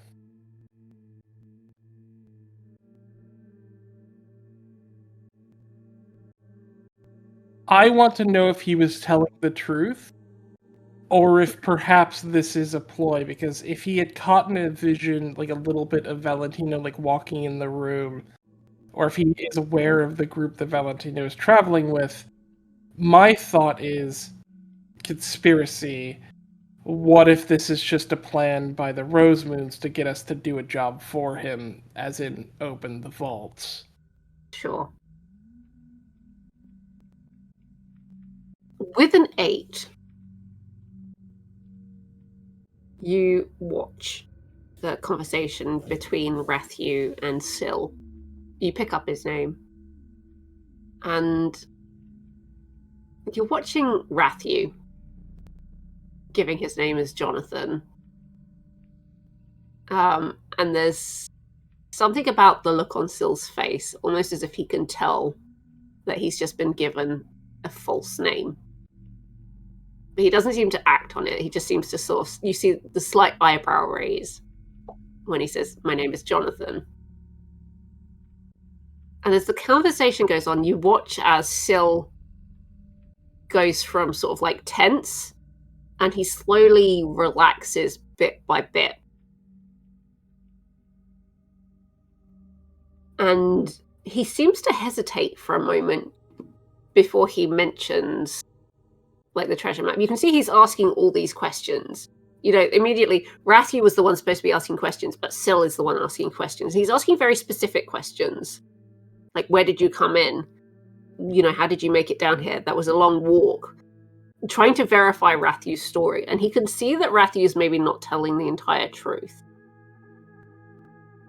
But there are hints of truth in it. And as the conversation went on, he relaxes a bit more around him. Especially when, you know, it's the, I kind of want to provide for my family, that kind of thing kind of happens. And then Rathew's response to that kind of solidified things. You think this guy is on the level. He dodges around a lot of the questions around the Rosemoons. Specifically, like, what do you do for them? That sort of thing. What do you think of this?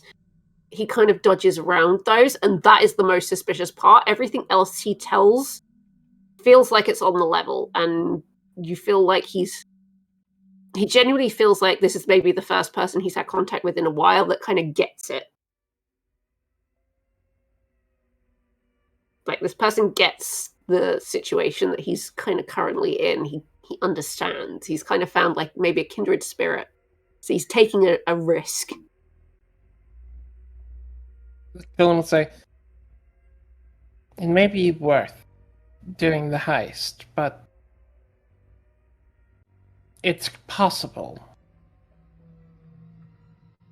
that the way his family get paid isn't the way that we are expecting it. If the heist itself may be a trap, but it may not be, it's worth us considering. But it is a heist.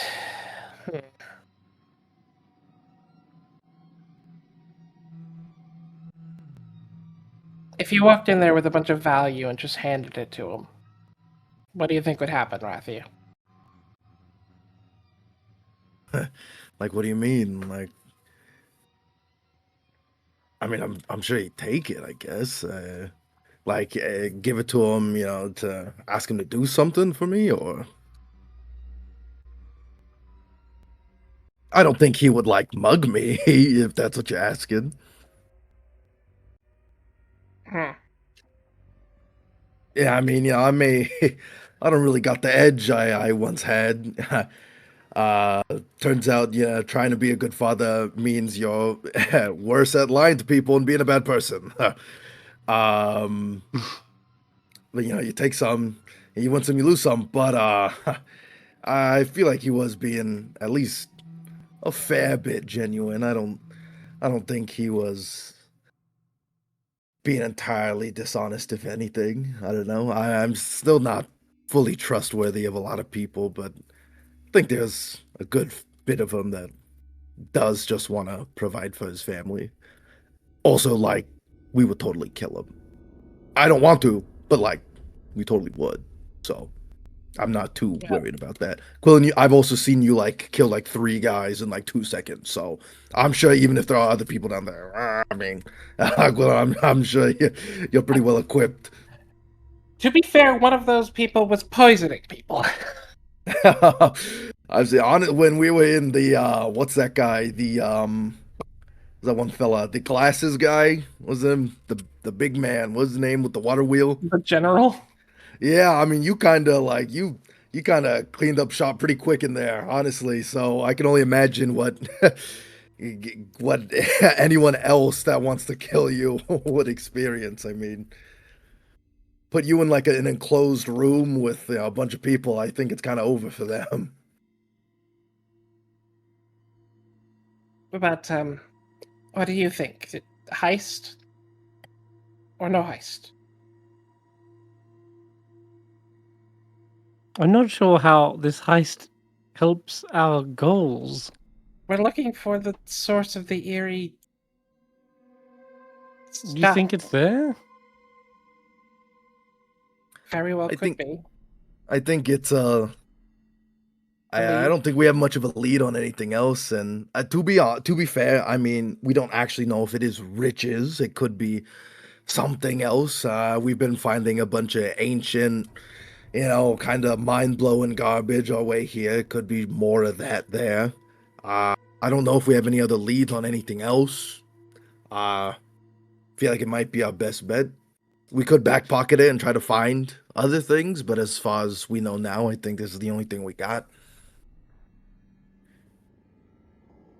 This is what you think, then it's best I stay out of the picture on this one. As soon as he knows where I am, he might decide to cash in. Maybe, but I guess What if we took a bunch of feathers and glued them to your wings? I'm not getting into all of that. I'll just stay hidden.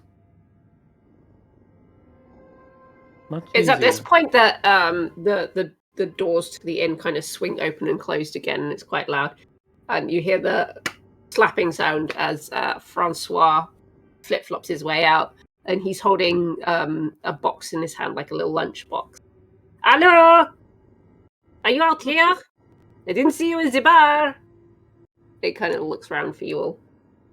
I wave him down.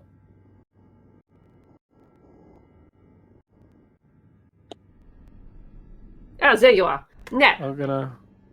I have spoken to the owner. We have rooms booked for you. You can go up wherever. Here is the key. He hands you the keys. And for your 2 interesting friends, I have a solution. And he hands you the box, Valentino. Bon appetit. I'll have a look at it.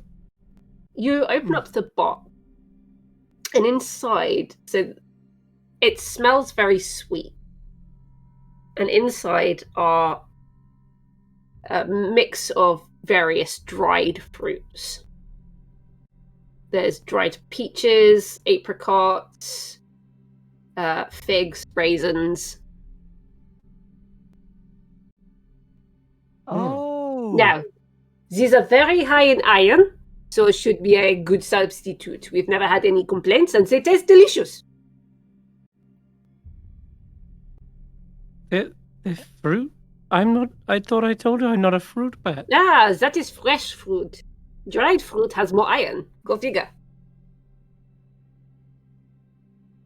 Worth a shot, Mr. Valentino. You seem quite averse to me getting you food the other way. Yes. And so I should be. I've offered you my own neck as well, so It doesn't make it any better. Exactly. These are a good alternative. We've never had very many complaints. It's not exactly up to par with what you would normally intake, but it should tide you over. Well, thank you, Francois. You're a gentleman and a squire. And a frog. Yeah, I'm a frog.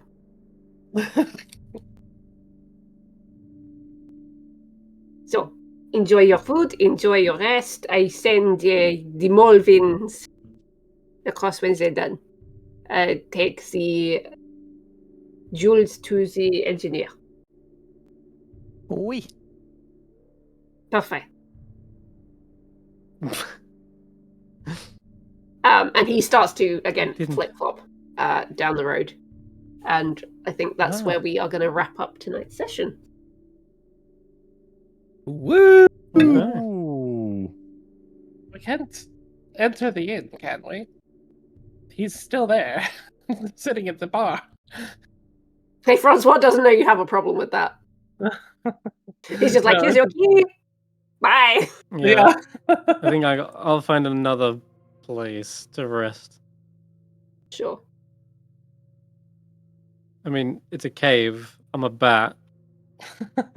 I could just, I could just find somewhere comfy to fly up and latch onto, but That's where you run right into your father, who's been up there the whole time. It's wow, when yeah. Jen just sort of turns around to you and just says, well, if you go and find the room, stick your head out the window, we can fly up. Yeah. Quillon will like hop in and like. Genevieve, you're so smart. I've had years of schooling. I didn't fall asleep in class. I was malnourished. This is also true. I wasn't really. Anyway, that's where we're going to end the session. Yeah. Thank I you, was probably everyone, more for watching. drunk. Alright. Bye, And everyone. see you all next week. Yep. And tune in on tomorrow for maybe chicken one-shots and continuing the story of Crunchy Marzipan, Byaken, all the others. I can't remember. There's so many. Wait, is Byaken there tomorrow as well? God knows. And then we'll I be live take it on that's, Kev's Friday character. with. No, it's not. It's from the Curse Breakers. We'll be live on Friday for Tomb of Annihilation as well, and on Sunday we will be back with the Call from the Deep. Bye bye for now. Bye. Bye. Bye.